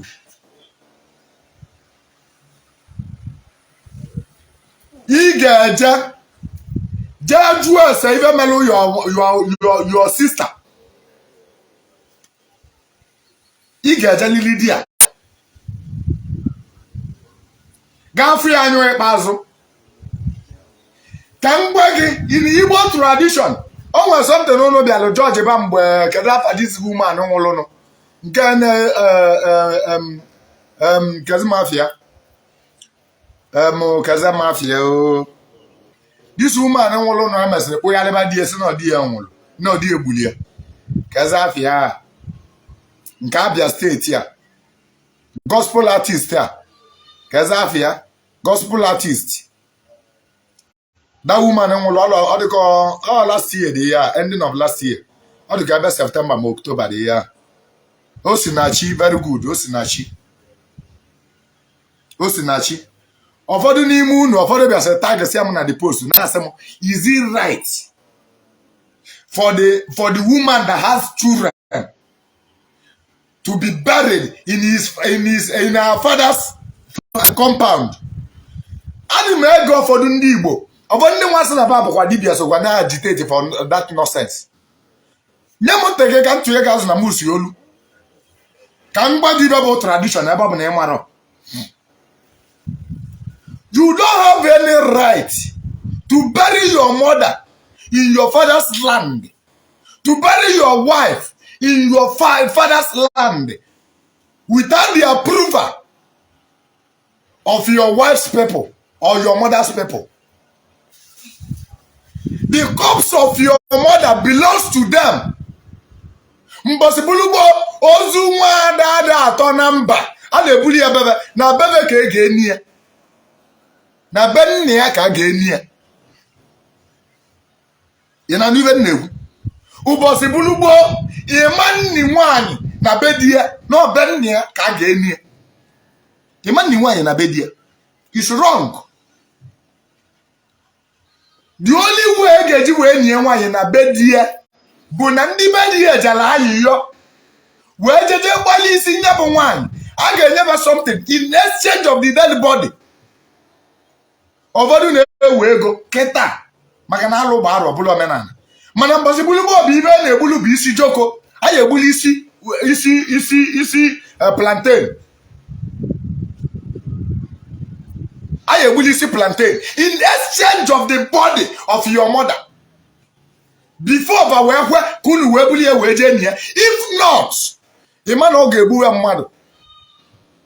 Ụmụ nwaanyị a na-apapa ka akwa ọgwụbụrụ nwaanyị nwụha anụ a na-apị apa ka akwa. I am telling you Igbo tradition. Adị m agwa gị na nke bụ nke ndị Igbo arịa m o. Adị m agwa gị na nke bụ nke ndị Anambra o. Ibe nna agwa gị bụ ma n'Imo ma n'Abịa ma n'Ebonyi ma n'Enugu ma na Delta ma na Anambra. Nwaanyị bụ na be nne ya ka a na-eni ya mbọsị bulugbo. Jee jụọ your grandfather ka ọ gba gị before you start argument. Before nye nwaanyị na be di ya ị ga-eme exchange. Ndị be nne ya ga-abịa bụ unu bịa gburu isi joko wee weli nya bụ isi joko na wabebe n'ozu adaba nwaanyị ama ntọ na mba. If you want to argue, you argue. I am not telling you to believe, but I'm telling you to know. I am teaching this for the sake of people that doesn't know.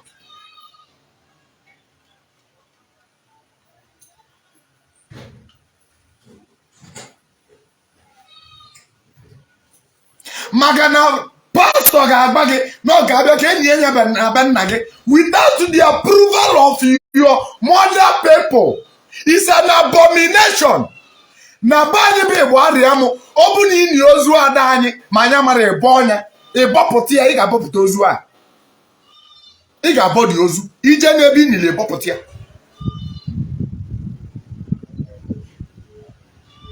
And this is Igbo tradition. You don't have any fucking right to bury a woman without the family, because you are invoking something that will wipe out to the family.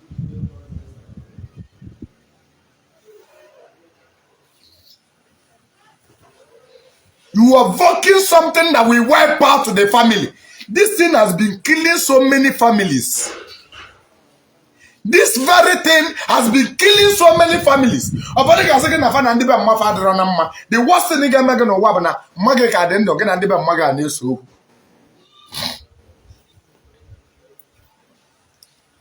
On na go to Wabolo, Nobolo no will you Guiji, Mabo no will be Melundi Bunag Magi Wamoro, Ebatabe Muagi. Oh, Babo, Ozum Magidina and Candibam Pagi, Niba wouldn't nagi to wait take him out for Wissing Nagi. Emmanuel obodo na-abụ ozu Magidina nani. I just want Nibam Pagi na ga-agba ụmụazị ọmụrụ amụ agba. It's tradition. Ụmụazị ọmụrụ amụ na nke dị ọkpala na ibe ga-eji wee bụ 20,000. Nke ada ibe ga-eji wee 15,000. Na onye nke ibe ga-eji wee gbali isi. This is tradition. Yes, na mụ na va megide gị. It's tradition. This is tradition. Without doing that, you are according the wrath of the gods. You are invoking the angers of the gods. The angers of your late mother will fight you. Allow them to do their thing. Allow your mother people to do their thing. Don't interrupt them. Even about you, so say yoke gana yo. Ayi yoke gana yo. Your papa na ba man liozu eli. otu a ka ọ dị mbọsị ị ga-akwụ ya ụbọchị ị ga-akwụ ya your mother people first ọ bụ nwa ga-etili gị beria mbọsị ị ga-akwa adaba banwa ga-agba gị mbọsị ị ga-akwa adaba not you ịgbasịrị jezi ebe ezi basị gị no asị gị anyị ga-emelili ya ọkụ ama m ịkpọrọ mmanya asị ọkụ imele nke a nwanne m shut up your mouth and know your tradition. Will you keep quiet and listen to your mother people? Will you keep your mouth shut? No matter how rich you are, no matter how poor your mother people are, listen to them. Often one was nagi. If ever could look again, even your mother people look again, they don't born you well to decide for your mother people. They don't born you well.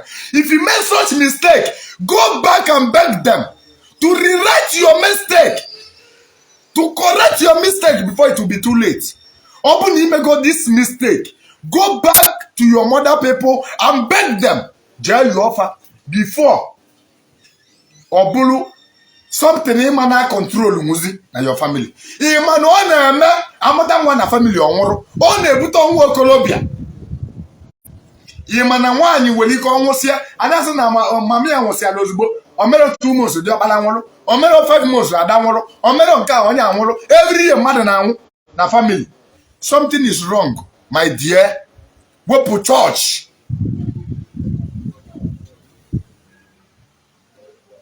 Wepu church. Wepu church aside. Ozu your mother gelulili bebe. Ege bulu ozu your mother luo na amanni ya. Dobia na amanni ya. Omunni ya we meli omenala ba. Agbali egbe ọnụ. Ndị gabeli akwa ebeli akwa. Ụmụ nwanyị gabeli akwa ebeli akwa. Ụmụ ada emeli omenala. Mana iburu ozu mama gị, ụmụ ada ndị be mama gị afụrụ ozu ya anya. Fe wee tụrụlie mgbu, be mereli omenala. Ndị ụmụnne ya emereli omenala. Iburu ozu mama gị nie maka na ịkpatara ego nke ụnyaahụ. Ọgwa maka na ịkpatara ego nke ụnyaahụ. Ego ole ka ịkpata? Ego one ka ịkpata? How much have you make?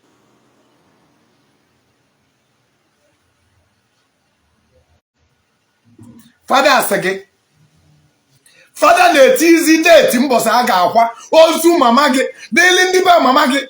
Father etieli gị date mbọsị a ga-akwa ya. Ijejejezie ndị be mama gị ozizi. That is very wrong. Pastor don't have any right to put date. Itinye date ịchọ ka ọ bụ ijezie nye si ya bịa. Ọ bụrụ onye nwanwe ozu. Isi m nọ enigwe ga-akwụ ụgwọ enigwe ga-akwụ ụgwọ. Mama gị jee jugbo afara mama gị jere enigwe. Onye ka o ji wee bụrụ na so many people gwasịala ozi ife never na-eme a paralyze ya. Ife never na-eme ayasa.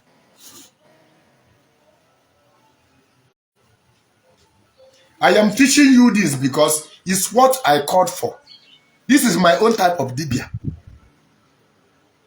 Dibia nkuzi Igbo amụ. Go and verify. Verify it in your village. Dibia nkuzi Igbo amụ.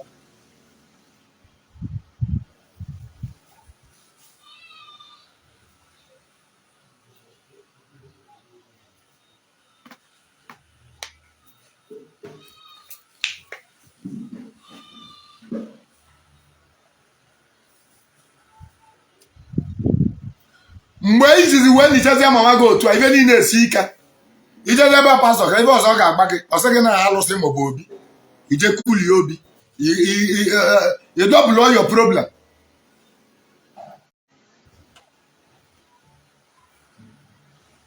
You double all your problem.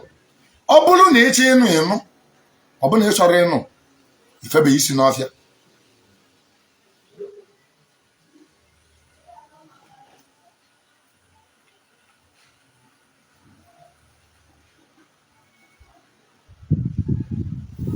Nwaanyị di ya nwụrụ anwụ kedu ka o si akwa di na be unu?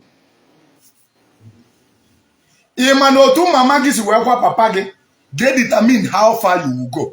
Imana mama gị ọ bụ na ọ kwazuru papa gị akwazu. Imana your destiny, your blessing will be cut. Imana so many things will be denied from your destiny coming to accomplishment. Imana so many things na get deny again. He acquire so many things. Otu mama gị si wee kwa papa gị o.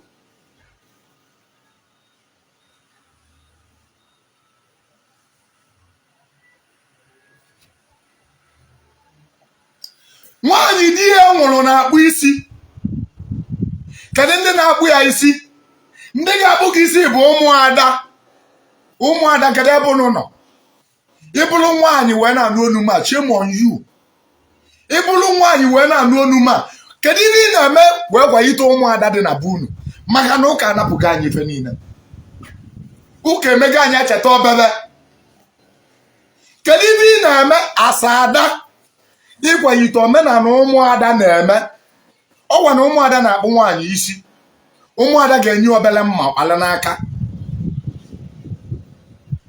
Nwaanyị ọbụla na-anụ onu m, go back home. Jee mara ebe ụmụada na-eme. Agitate for it. Let it stand. It has been killing our people for so many years. Let us go back to our normal way of living. Even Jesus Ibulerika. Mbosibulubo youth ada anwụ. After the accepting of Jesus, youth nwụra. After the accepting of fucking Jesus, ụmụazị nwụra n'afọ nnebe. Father Ibu anwụ before. What me wrong? Just join your grandmother. Na nwata ada anwụ n'afọ nne ya. It's an abomination. A sacrilege. Nwata kele ada anwụ. A na-etofe ọnwụ etofe. Na-etolu ọnwụ etolu. It's an abomination. Today, obugolu tradition. Alụgbara ọbụla omenala. Alụgbara a na-arọ ọbụla omenala. Ije mebe ebute argument.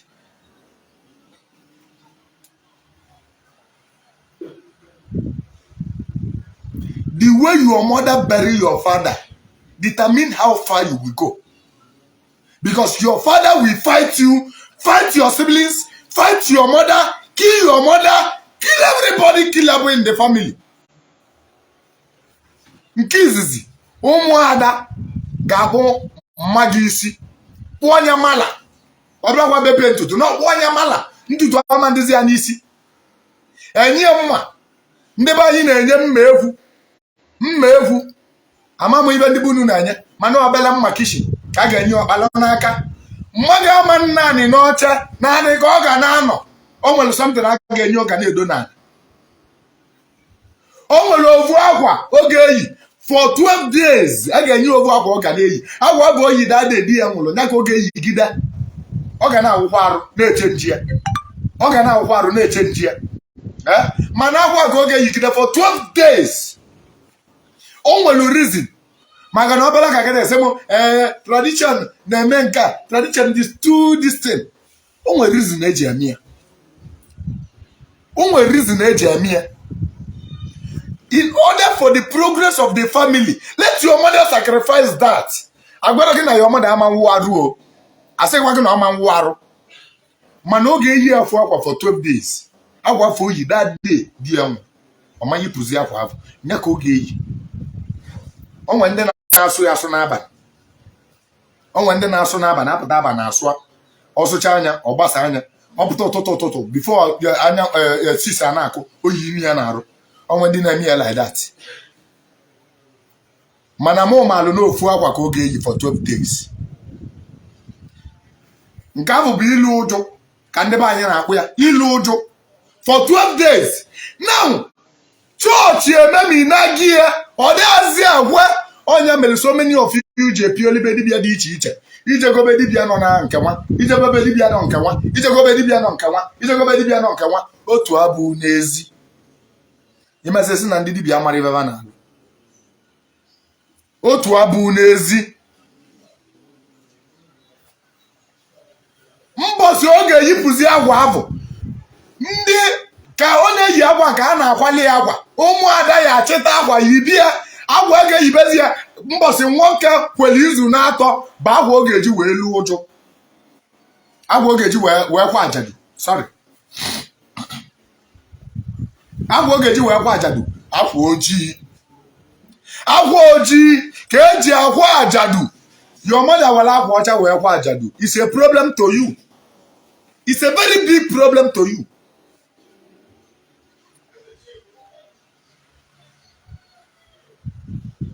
It's a very big problem to you. It can affect your business, affect your career, affect your working place, affect you in every area of your life.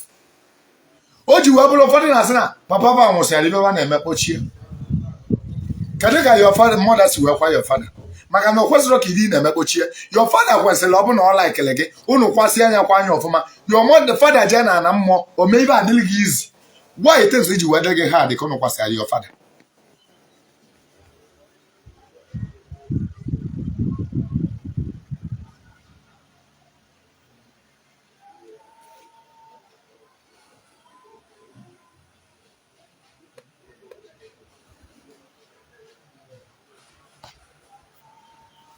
Kedu ka ibe ji wee dịbara gị hard ka unu kwasịrị your father?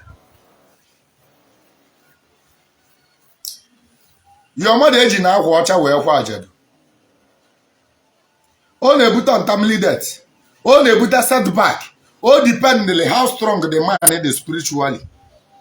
Maka na he must fight. It can cripple your career. It can cripple your business. O ji wabilite ketebe dibi olokata ka olosiza gị na eze nwaanyị ama gị maka ọ maazị ibe ọ ga-agwa gị. Kebe na kwatu business gị. Iche na eze nwaanyị kwatu business gị. Vani na abụrụ eze nwaanyị kwatu your business. Asị gị na agụ, ọzọ sị gị na amosu. Ịlụkata n'ọlụ amosu, lụkata ọlụ amosu, lụkata ọlụ amosu. Nwanne m jee gwa your mother nyakwa your father ọfụma. Dagwe akwa your father ọfụma.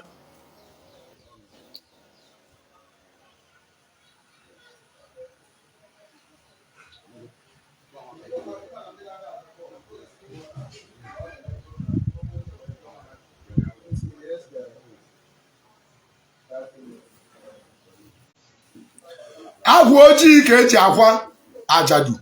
Nachi ihe na-azụtụ akwa ojii. Ibe mgbado na ị ga-agba bụ nke ojii. Ibe mgba ọla ntị ị ga-eyi. Iyeri ị ga-eyi bụ nke ojii ọ bụrụ nke ọcha. Ejiri akwa ọcha ekpu akala wele. Ịkwa ajadu bụ akala wele ka ọ bụ. And esi eziro n'ụlọ ụka eyipụ akwa ụjụ. Akwa eji wee kwa ajadu. Akwa eji wee gba mkpe. Adịrọ n'ụlọ ụka eyipụ ya. Ebe a na-eyipụ ya bụ na aja ana. Aja ana ka a na-eyipụ ya. Eyipụ ya akpụ alụ. Nwaanyị ọbụla gwara ajadu na-akpụrụ alụ ụchụ dị bebe. Eyipụsi anya akpụ alụ ya, akpụpụ alụ ya. Ọ bụ na agbụpụrụ alụ ya, alụ ụdịbe unu nwanne m. Onye bụ alụ adibịa na-agbata gị n'afa. O so na alụ adibịa na-agbata gị n'afa. Jeenụ na be unu ka unu kpụọ alụ ya. Akpụ alụ ya. It has been affecting you, my dear. It's affecting you. You don't know. It's affecting you. It's really, really affecting you. Ọ bụrụ ndị Igbo, ọ bụrụ omenala Igbo. No, ụka butelie. Even ndị ọcha nwa na-abụ mmadụ nwụrụ na bebe, kedu ibe na-eyi? Kedu ibe ndị ọcha na-eyi ma mmadụ nwụrụ bebe? Ọ bụ na be ejebe ini mmadụ, kedu ibe na-eyi? Bagodi m ibe na-eyi. Why is it ji wee ka anyị? Ma ọ bụ wetara anyị that religion. Anyị niile wee tọọ onye ọbụla na-eyizi white. Kedu ibe ndị ọcha na-eyi? Ọrụ black. Ugogbe anya black, okpu black, akwa black, trouser black, whatever black, shoe black. Kedu nke gị jizi wee dị iche?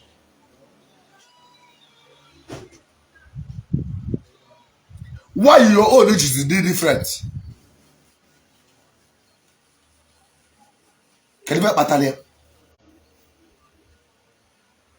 is causing untimely death in Igbo land. It's killing us.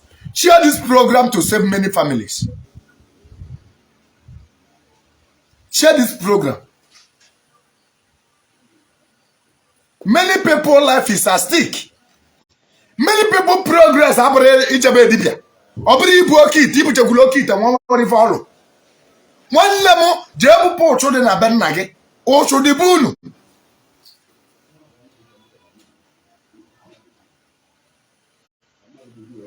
O chode na bunu.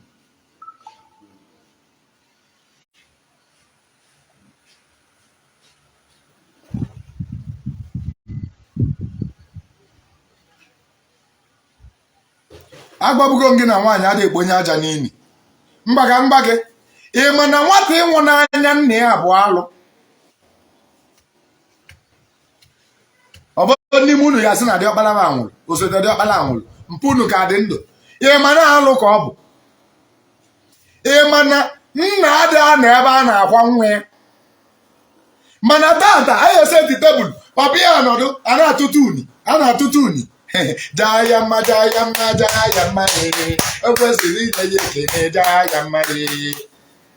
Obulu ozu oje n'ụlọ ụka ọgba ya n'anwụ ọnọdụ agwụọ mmiri nsọ obulu ozu otie nwoke ekpola aja echefu ma na ekpola aja wunye n'ili ọnwụ ga-elugo. Mbosi bulugbo ọ bụ na nwata nwụọ mbọsị a ga-akwa nya bụ nwata papia ga-esi na mbebe metrafu jebe ihu nne ya maọbụ jebe ebe ọ bụ na ọ ga-eje ọmanna ebe ọ ga-anụ ụda egbe ebe a na-akwanye bụ nwa ọ ga-alapụ obodo papia ga-arapụ obodo ọmanna ụda egbe ebe a ga-akwanye bụ nwata.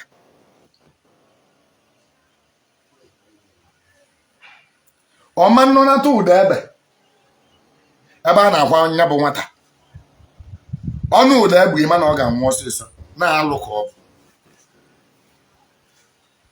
Ọmanna ebe a na-akwa ozu ọmafụ ụdọ ozu nwa ya bụ anya efu ya anya bụ mbọsị ọbịa kọnfam ọ na ọnwụgo osi ebe ahụ pụọ ozugbo akwa nwa ya agwacha nwa ya n'izu na-atọ wee nata na mmadụ adịghị akwa nwa ya alụ ka ọ bụ.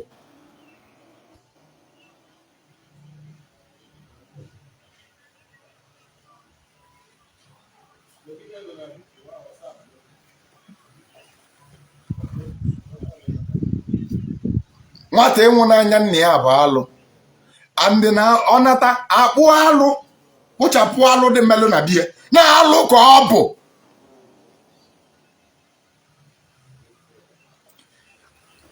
Somebody a confirm go na ndị Delta na-eme ya.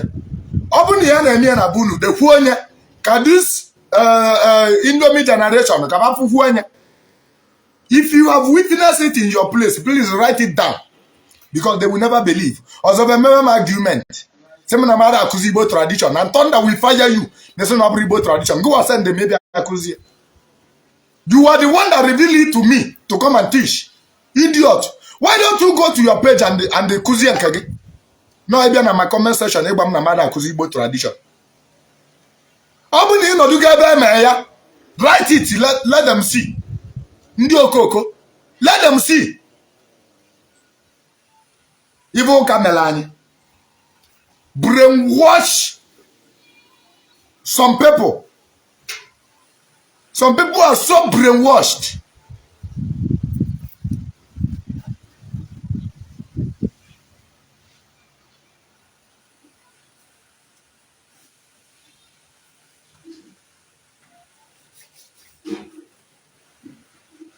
Nna adịrị anọ ebe nwa ya nwụrụ ọ dịghị na ebe n'ili nwa ya ọ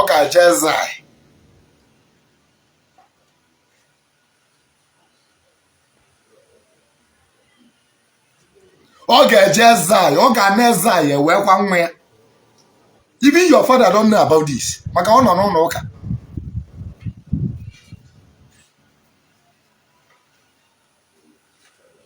Ọ nọ n'ụlọ ụka kịta anụnwa na-akụ aka pupu ogbu ya nwatakịrị ọ tọrọ ata na-ebi aka n'isi of which is a sacrilege. Na mana ada abụ nna ya ụzọ abụ dị ọkpala nwatakịrị tọrọ atụ ibitugo aka n'isi ise sacrilege. It's an abomination.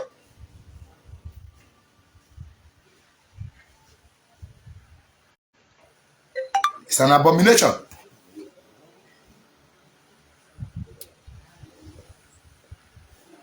Mbosi gboo ọ fịagwudere arụ ịfụ nwoke nwa ya nwụrụ n'anya ya. Ọ fịala ezigbo arụ. Alịlị ya adịghị ekwu ya mbesị. Alịlị ya ma nkwu ya mbesị maka na ọ bụgoro a mark, a bad mark, a bad mana tudo ọ bụgoro omenala. Ọ na-eme everywhere. Ọ na-eme everywhere. Don't pray. Don't pray ka ị nọdụ ndụ ka nwa gị nwụọ. Even don't pray ka ị nọdụ ndụ ka nwunye gị nwụọ. Don't pray. Ụfọdụ nwoke na-asị why eji webele na nwoke na-ebu nwaanyị ụzọ anwụ. It's something we came to life to meet. Ọ dịrọ mma na nwoke nọ ndụ. Ọ dịrọ mma na nwoke kwanụ nwunye ya. Ọ dịrọ mma na nwoke kwanụ nwunye ya. Ọ dịrọ mma. Ọ nwaanyị na-akwa nwoke. Nwaanyị na-akwa nwoke. Nwoke is this. Anything less than that is not. The man in a gaze out of the scripture.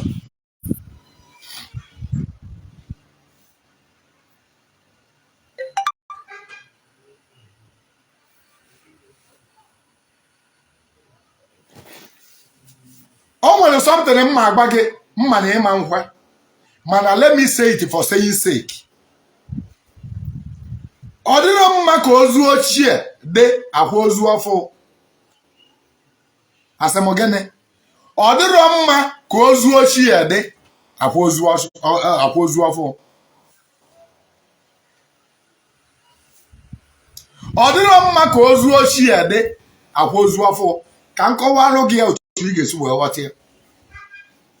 Nwanne papa gị, your uncle, nwụrụ na 2018. Ewenọkata your father nwụọ na 2023. Ma your uncle nwụrụ na 2018 akwabi akwa. Instances ka na-enye gị. Akwabere your uncle nwụrụ na 2018. Maọbụ nwunye your uncle akwabere na 2018 ahụ. Akwabere wee ruo kịta your father wee nwụọ. Nwanne m, don't you ever ịkwa your father without akwaro that your uncle. Oge butelu unu modet yo. Ụbọchị bulugbo adịrị akwa ozu ochie rapụ ozu ọfụ.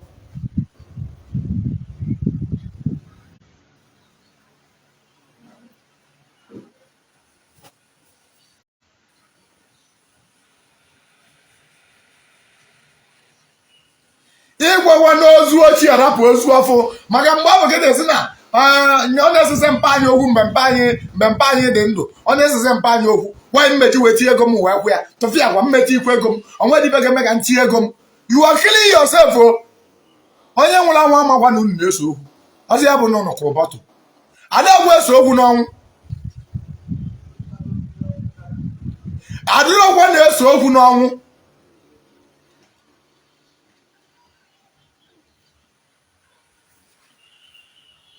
Adịrị eso okwu n'ọnwụ. Onye bụ ụzọ wee nwụ na your family ka nna ji unu. Asị gị na family ndị be extended family ka nna ji unu ka e ga-ebu ụzọ wee kwa. Make sure na-ebu ụzọ kwa onye ahụ bifo kwa onye nke ọzọ. If not, ọ bụ na imi nwa anya nwa wee kwa onye nke nwụsịarụ ikpeazụ a wesịa ga ịkwa onye nke ọzọ ịkwasị ya biznes ga-ada. Ebe ọ bụ isi wee wepụta ego a wee kwa onye enu unu niile kọntributuru ego jee keta afụfụ dị na ya. Fụọtụ m ya n'iwe dibịa chọtara ya na aja o maka na unu ewegolu birthright ụlọ onye bụ ụzọ wee nwụ wee nye onye azụ wee nwụ ada eso okwu n'ọnwụ mbọsị ọbụla ba nwụrụ babụrụ famili fada bụ ga-agbaka aka ọnụ nụsa gị ọgụ onye ga o ji wee bụrụ na ị ga-agwazi papa gị nọgadịfụ papa gị ojide ụtarị efe ya na nlọ ojide ụtarị maọbụ efe iwe eju ya arụ iwe na-ewe papa gị efe iwe na-ewu ya maọbụ ọ na-achọ ka ọ gwa gị okwu ọma kwupụ nwa okwu na nlọ ifo papa gị ebe ọ na-achọ ịgwa gị okwu ma o kwupụnwuru ya ọ dị ka tachi ya ọnụ ebe ọ na-achọ ịgwa gị bụ kedụ ka unu si wee rapụ okwu ozu ochie jee kwuo ozu ọfọ ozu na dị na be unu ozu no na-enwugo bụ na iji were rapịa jekwa nke ọfụ nekwa gị see you see misfortune o see you and misfortune.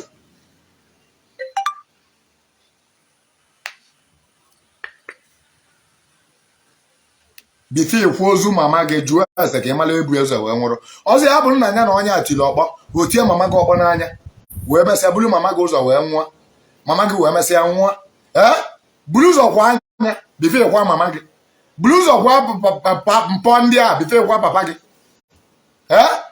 ụmụaka ejiri ego maọbụ na ụmụaka a ji ego n'ihe ị ga-eme na ụmụaka a chọrọ ịgwụ ya maọbụ na ịgwa asị gị nga hapụfa mgbe dịba mma akwa papa.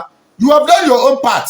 Jeze jekwa papa gị jeze jekwa mama gị maka na ikwu gị ekwu mana ọ bụrụ gwa sọfa gị ga-agwa ya gbawe ụmụnna ịma na ịkwaba ozu na nwere ndị problem ị ga-enwe ịma na ịkwaba ozu there will be no problem.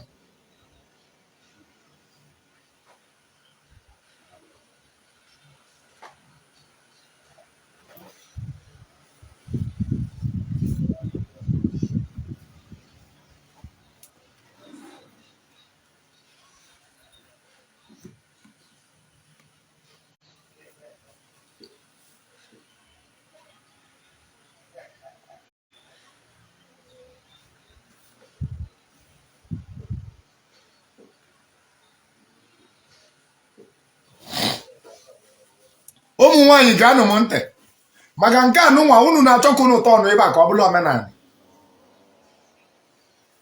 Ụmụ nwaanyị na-achọ ka bata ọnụ this very one ka ọ bụziala omenala.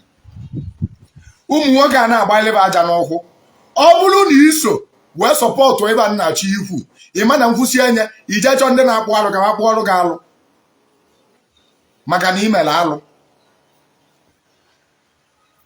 ị ga-eme confession ya kpụọ alụ confession ya bụkwa ịkpọkọ ndị family gị gbaba sịba na ibe nụnwa ihe unu mere mgbe a na ịmara na alụ ka ọ bụ na ịmalụgo nkịta nọ confession gị imere ebe a na ịkpọ ndị na-akpụ alụ ba bịa ya ọbụla alụ mgba na-ege m ntị. Nwaanyị di ya nwụrụ anwụ enwero any right ịnụ ya alidi. It's an abomination, sacrilege. Ụmụ nwaanyị ama nkweta nke a now ekwugo m nke ga-ewewe iwe. Nwaanyị di ya nwụrụ anwụ enwere any fucking right ịnụ ya alidi.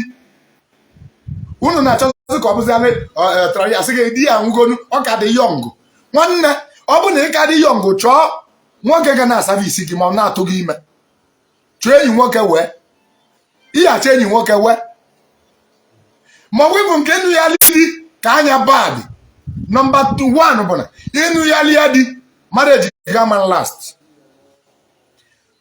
Iman dey happy na that marriage. Just check ever. Go and watch them. They will never be happy in that marriage. And their husband, onye bụ na anụba ga-anwụ untimely death. Makana you are marrying a wife of a dead person. Ị na-anụ nwunye onye nwụrụ anwụ.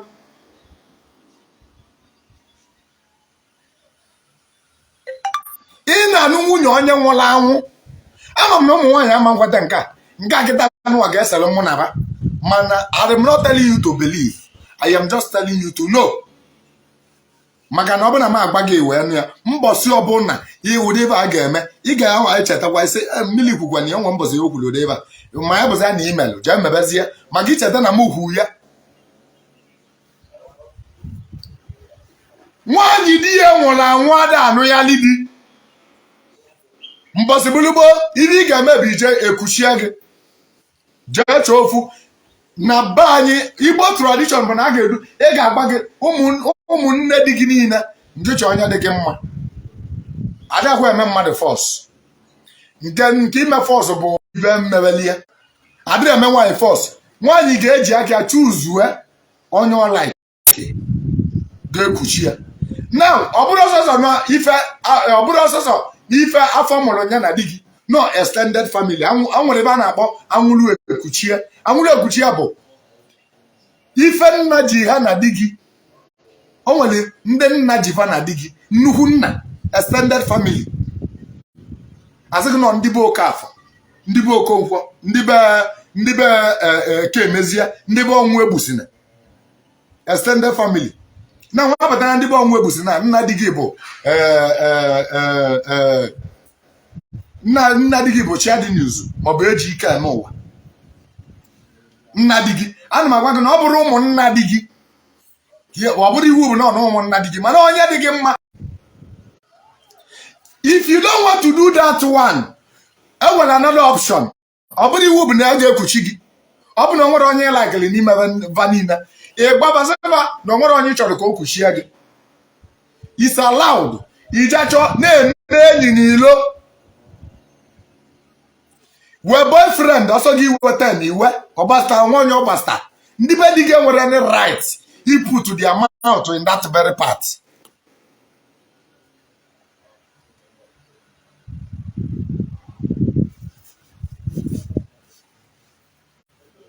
Ndị be di gị enwere any right ịgwago onye ngị na ya ga-ayị. Onye dị gị mma ịchọta onye ba na-ayị gị nke na onye ba na-eme ọyị ọgbasa afa.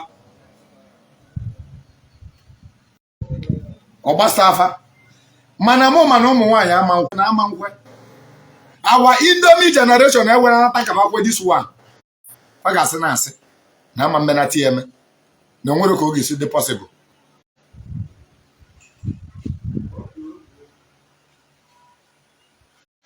Nwaneta ka ọ ga-esi wee dị possible. Nwoke ọbụla gbalụ nkwụ n'isi gị.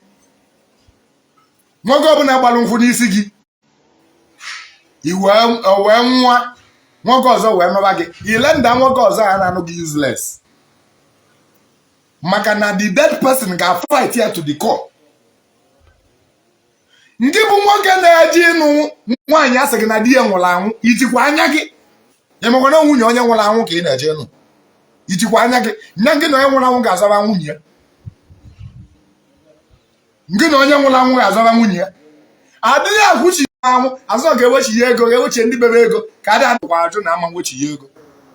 Mgbe ka ị ga-eme. Onye nwụrụ anwụ sị na ama nwechi ya ego, mgba ndị dị ndụ sigoro isi wechi ya taa. Onye nwụrụ anwụ ka ego na-esi nwe ma masịkwasị wechi ya, jee gbaa afịa. Onye ni di ya nwụrụ anwụ chọrọ ịnụ, jee gbaa afịa. Jee chọọ dibịa mara afa agba ka ọ gbara gị afa. Ka ị bụghị na ha agwa gị wepụ aka. Onye nwụrụ anwụ ọ kwụọ gị dọmbesịlị. Ọsọ gị bụrụ biloni, ọsọ gị bụrụ odogwu, ibe ọsọ gị bụrụ. Ọ ya kutu gị biznes gị ada. Ife ọ bụla ị na-eme ya saa. Ọ bụ na ị mara ọka ịmalị ya. Ịnụ na nwunye onye nwụrụ anwụ. Rapụrụ onye nwụrụ anwụ nwunye ya. Adị m agwa gị ka ọ tọọ gị ụtọ. I'm not telling you for you to like me. I'm not telling you for you to follow me. I'm not telling you for you to argue with me. I am telling you for you to know if you want to know. As all my last, that's one. You should be laughing. These are one of the major problems I know.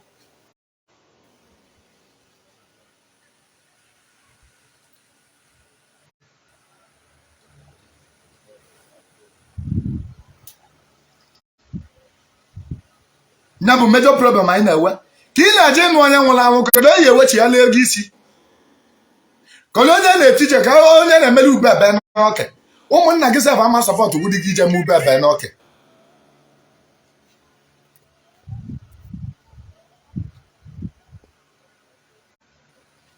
Ube ebe n'oke.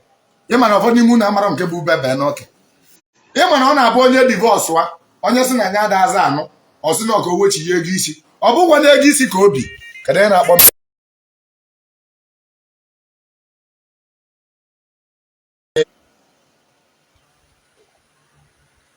Ọ nwere ebe a na-akpọ ubebe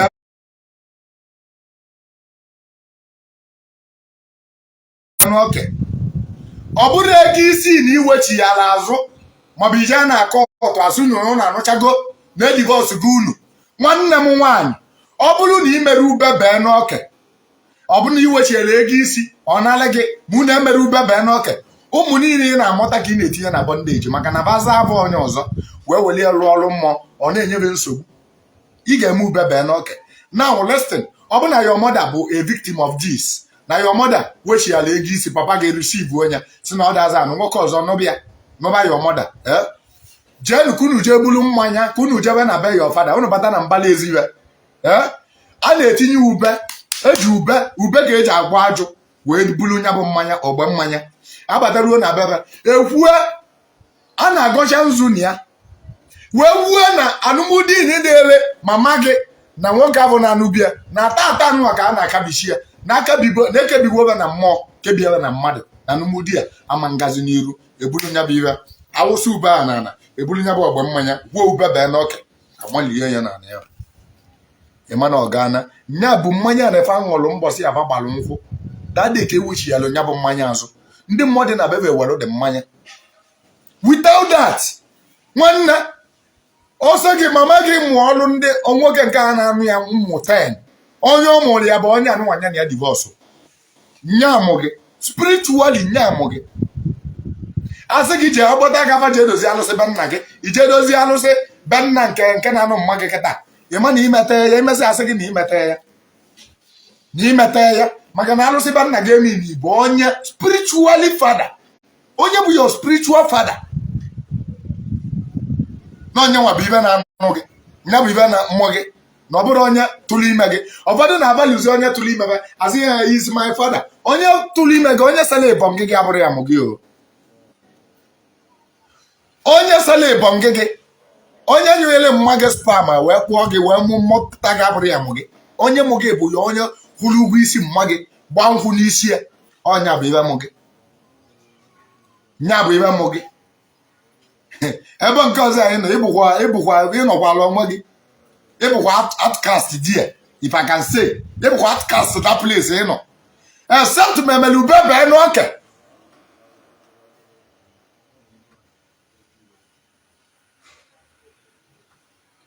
except memele ube bee n'oke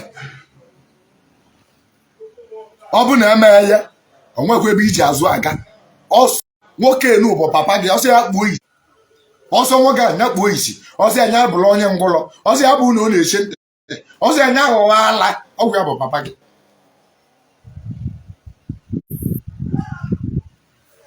ọgwụ ya bụkwa papa gị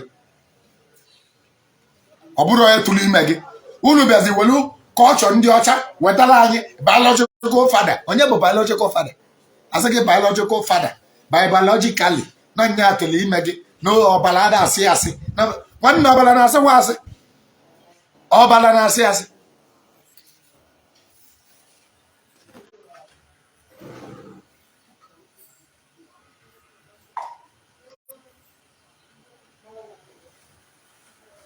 ibe nwa na-abụ onye nwụrụ ese foto etinye na Facebook kwụsị watch ya kwụsị dị na watch dead bodies in Facebook it's affecting you most especially ndị anụnwa si na mmiri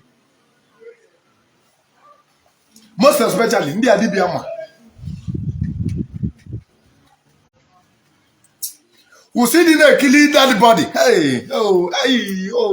accident Ibu God negodu high moto egbapie onya ị na-watch kwụsị dị na-ekili ya my dear lifeless body stop watching them stop watching corpse it's a sacrilege onya bụ Facebook owu ya bụ ekpuchi anya because they respect some of our culture they practice it in their south ọ na-abụ onye nwụrụ ibe iziri ndị okenye na ebe ahụ ga-eme bụ omechi anya maka na tụrụ anyị ya ndị mmụọ ga-esi nwa ebe akpọrọ ndị ba ga-akpọrọ mmadụ ada ka anwụnta ọ dị ka atụrụ agwụ anwụ na bebe emechi anya ya arọchi ozugbo emechi anya ndị dọkịta na-emegwu ya onye nwụrụ na a na-akọnfam na ọnwụgo ibe izizi a ga-eme bụ imechi anya kedu reason eji emechi anya tell me the reason eji emechi anya do you think that they are stupid ụbọchị bụrụba ọ na-abụ onye nwụrụ n'ala Igbo ewere ọmụ nkwụ maọbụ akwụkwọ unele ma ojoko ewere ekpuchite anya bụ onye ka adadịna na-ekili ozu ya kedu reason what are the reasons mana ozu niile dị na social media ihe ekili ya ụfọdụ usoro ozu baba postuo na social media sacrilege ịma na ozu ọzọ adịrọ mma ikili ekili onye chili nza na ọzọ na-ada ekili ozu ekili ọ bụrụ ụwa niile ga-ekili ozu ya ọ bụrụ ụwa niile ga-ekili ozu ya onye chiri nze na ọzọ maka izele foto tie na Facebook ka etiere gị RIP RIP ama m ibe ọ na-atụ n'uke ya RIP kedu meaning of RIP ipisi ebe isi ozu papa gị ipostuo nke mama gị dị na Facebook ị na-echegbu mbọsị nwanne gị ga-anwụ itie gwuo mbọsị di gị ga-anwụ ọ ya dị na Facebook nwa obele nwa nwụọ ise itie na Facebook sacrilege is an abomination. Stop watching them in this blue app. Once you notice you know onye nwụrụ anwụ he watches na increase the video. The video. It's an abomination. Now, I didn't cause mmadụ na-abụ ọnụ n'ofini. Mass burial. Nwanne gị bụ mass burial. Ofu ụbọchị ka amụrụ ba. Amụgodu bụ ofu ụbọchị. Ejima na-abụ ịnịkọ ọfọ ọnụ bụ egbusisi family. Adịghị because mmadụ na-abụ ọnụ asị gị na ọ dị na nwunye hey they committed suicide oh they fire outbreak oh they eat poison and the whole family 6 family die iwe win dị ka ebe mmiri na-adọ wee tinye akpati ozu onye tinye akpati ozu onye tinye akpati ozu onye tinye akpati n'ofu onye n'iyi n'ofu ihe ọhịa you are killing the family the whole people that put them there will die. There's no metabolism. There's chocolate no necessarily no. I didn't know because mmadụ na-abụ ọnụ.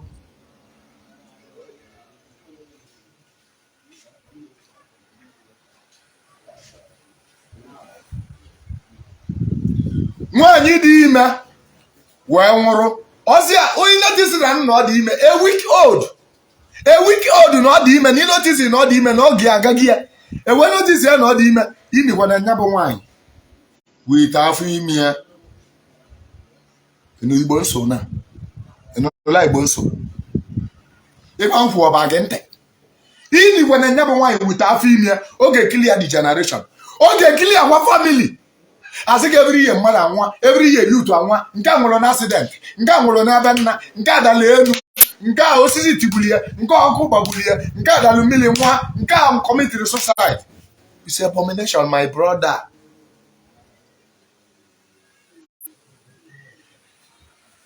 In a one, a pregnant woman can kill your family. In a one, your body, Makamuka got second on whatever. On whatever. Never.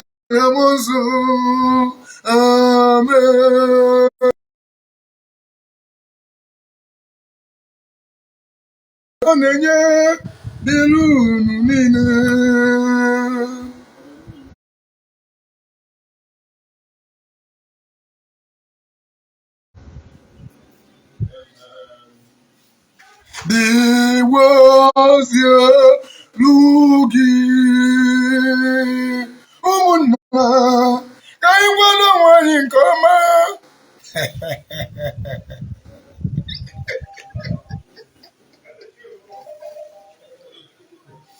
Ọsị ya nwanne anyị nwoke n'ezinụlọ ya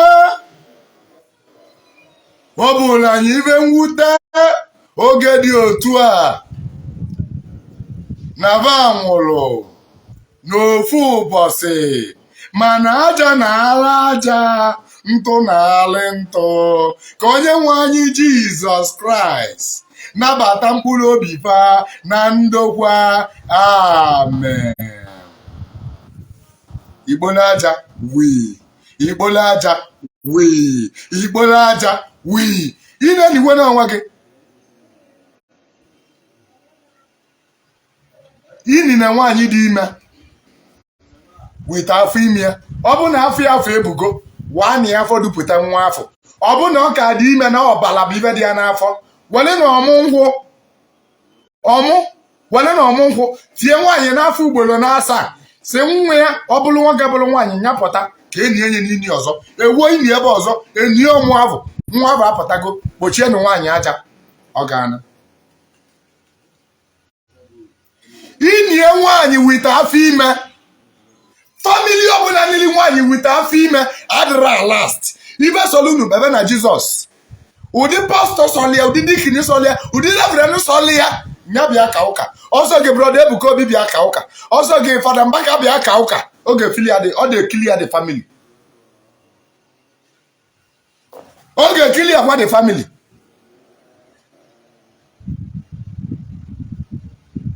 The family is going to die prematurely. Oya Mbaziage the last one. The least but not the last. Mbaziage kanza call. Itinye mmadụ na mortuary bụ abomination. Ntị adịkwa. Nke a ga-ewe gị iwe. Nke a ga-ewe gị iwe. Oge ewuta gị na ị chọrọ ije ntị wee nụ nke a. Itinye mmadụ na mortuary is not an Igbo tradition. Ọndụ ka butalie maka ba ga-enye gị 3 months ba yeji wee nie and fa ga-enye fresh and body. Egwu ya na mmadụ nwere asị gị tie na mortuary 3 days ngị bunata. Ọ maka na abomination is an sacrilege. Depositing bodies in mortuary is an abomination. Go to me anywhere. I will prove it to you. Adeche ezola ani ozu. Adire ezola ani ozu. Adeche ozu mmadụ echekwe. Ada ami mmadụ ami na ọ bụrụ okpoloko. Ada ami mmadụ ami na ọ bụrụ ice fish.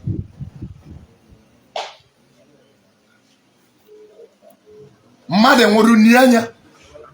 Ọ bụrụ iwu bụ na maka na some families, some villages emegie numbers a na-akwa onye ọ na-agadebe ozu ya edekoreti ele ya palọ.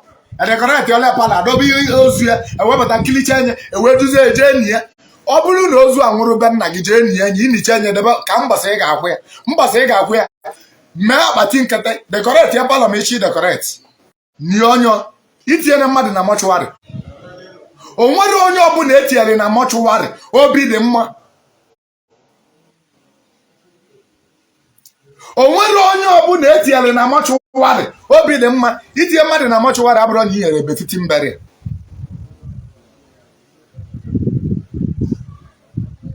Itinye mmadụ na mortuary abụrụ ya bụ na inyere betiti mbere. Hey mama anyị ga-enye ya ka ọkụkọ. Ọgwụ itinye mmadụ na mortuary ka Oliver Diko Okwe ji wee nwụrụ. Ịnụkwala maka ya. Ọ ka ntụ ya ga-azụ. Ọ bụ na ịnụrụ maka ya ka nke ọlụ gị. Ọ bụ m kọtụrụ gị ọbụla ka nke ọlụ gị bifo nzaba kọl. Ọ bụ na ịnụgo maka ya ka hapụ ka ngaba n'iru. Ihe mmadụ itinye mmadụ na mortuary ka Oliver Diko Okwe ji wee nwụrụ. Ịma maka ya Oliver Diko Okwe itinye mmadụ na mortuary ka o ji wee nwụrụ. N'ọnya gbulie. Ịma m nke a.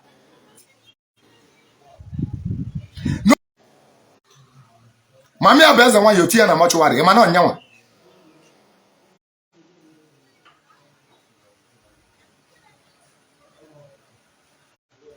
Oliver Diko Okwe tili mami ya na mortuary. Mami ya bụ eze nwaanyị. Mami ya nwụrụ ọ bụ na ọ na-eje obodo oyibo ije tie egwu. Agụ ya sisi tie na mortuary. Agụ ya sie na mama ba asịsị eti nwere na mortuary sisi tinye ya na ya na-abata. Na ya gwara ọmami ya ka ozu Ivana. Ije afọ ka ọ nọ. Ije afọ ka ọ nọ. Oluzu ụlọ wee nwụrụ. Debuzili ebulu wee na ka echecha mama ya na mortuary.